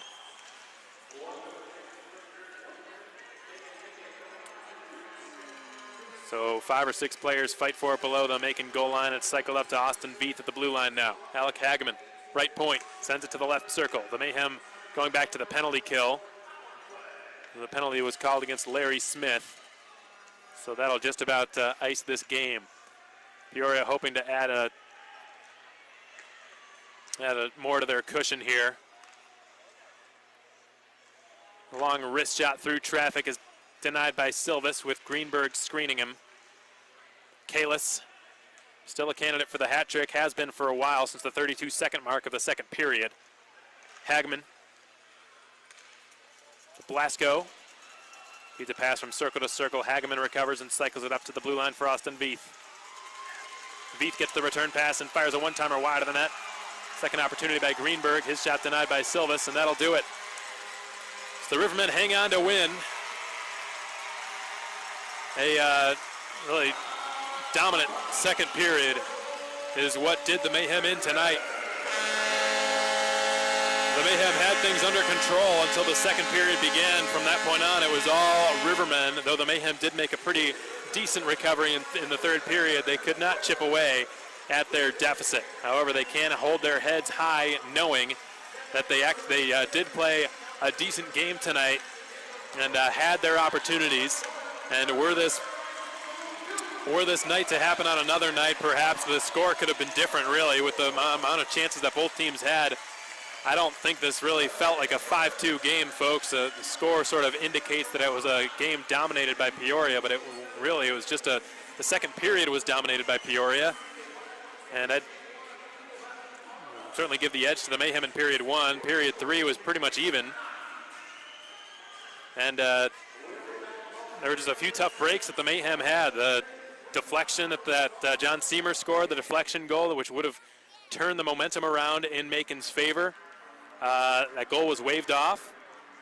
And then there were a few missed chances in which Derek Sutliff had a wide open net in the left circle, and just desperation saves were made by Peoria's defensemen, most notably by Guillaume Naud, who, without question, single-handedly saved at least 2 goals tonight with his stick, both of them against Derek Sutliff, who's going to be frustrated tonight. More good news for the Mayhem. They live to fight another day. They might still gain home ice advantage in the first round of the playoffs. That much is not lost. However, a couple of things need to go their way. First off, they must win tomorrow night. No ifs, ands, or buts about it. An overtime loss will not help them. Secondly, Pensacola must win, and they must do so in regulation. Should be a promising footnote that they beat the Rivermen they beat the Ice Bears by a 4-0 score tonight, which should be promising for Macon. Promising news for Macon, but anything can happen from one night to another. Knoxville, a proud team, not going to be happy about losing, being shut out in their own building, so they're going to bring it tomorrow night without a doubt and erase any doubt that they might lose their 4th spot. So once more, the Mayhem must win tomorrow night, and the Ice Bears must lose in regulation. If those two things happen, then the Mayhem will secure home ice advantage in the first round of the playoffs, unless a miracle happens from Roanoke, because they can still technically beat out both teams for that spot. Right now they're tied through 2 periods of play with the Birmingham Bulls. It looks like that game is starting to be, it's nearly halfway through period 3. 2-2 is the score. They would need to win tonight. They'd also need to win tomorrow night against a very tough Birmingham squad on the road. So again, folks, 5-2 your final here in Peoria. We hope you enjoyed the broadcast in spite of the outcome. The Mayhem falling in their penultimate game of the season, hoping for a 3-game winning streak, which would have put them in prime position to seize up that highly coveted 4th spot. Not to be tonight, but they've got another chance tomorrow is the good news. Again, they must win. Knoxville must lose in regulation for that to happen. The Mayhem will wrap up their 2018-19 regular season tomorrow night. Same time, same place, 8:15 p.m. Eastern Standard Time. Puck drop right here at the Peoria Civic Center. I'll have the call on the Mayhem Broadcast Network. We'll be streaming live on SPHL Live, powered by New Lion. We'll also be streaming live on YouTube. For the home feed, you can tune in to Brad Kupiec, the voice of the Peoria Rivermen. He's got the call as well on the Rivermen Broadcast Network. One last Hampton Inn and Suites out-of-town scoreboard update before we let you folks get going. Again, Pensacola, the big game we were paying attention to tonight, they took care of business, did the Mayhem a favor with a 4-0 win over Knoxville. Fayetteville with a 4-2 victory over the Huntsville Havoc have, with that win, have crept up to within a point of Macon as well. So that that bottom 4 seed, the middling area of the SPHL standings, really just all up for grabs right now. It could look 5 through 8 could be completely different after tomorrow night. Evansville and Quad City tied up 4 goals apiece, so the Storm making a comeback in their penultimate home game of the regular season. And finally, Birmingham and Roanoke all tied up at 2 goals apiece out in Birmingham, Alabama tonight. That wraps up your final out-of-town scoreboard update, brought to you by Hampton Inn and Suites. Again, the final here, 5-2 in favor of Peoria. We'll be right back tomorrow night to bring you the action for the Mayhem's closing game of the 2018-19 regular season. Game 56 of 56, a must-win for Leo Thomas and the Mayhem to secure home ice advantage in the first round. Till then, Alex Von Coydel signing off. So long, everyone, and enjoy the rest of your Friday night.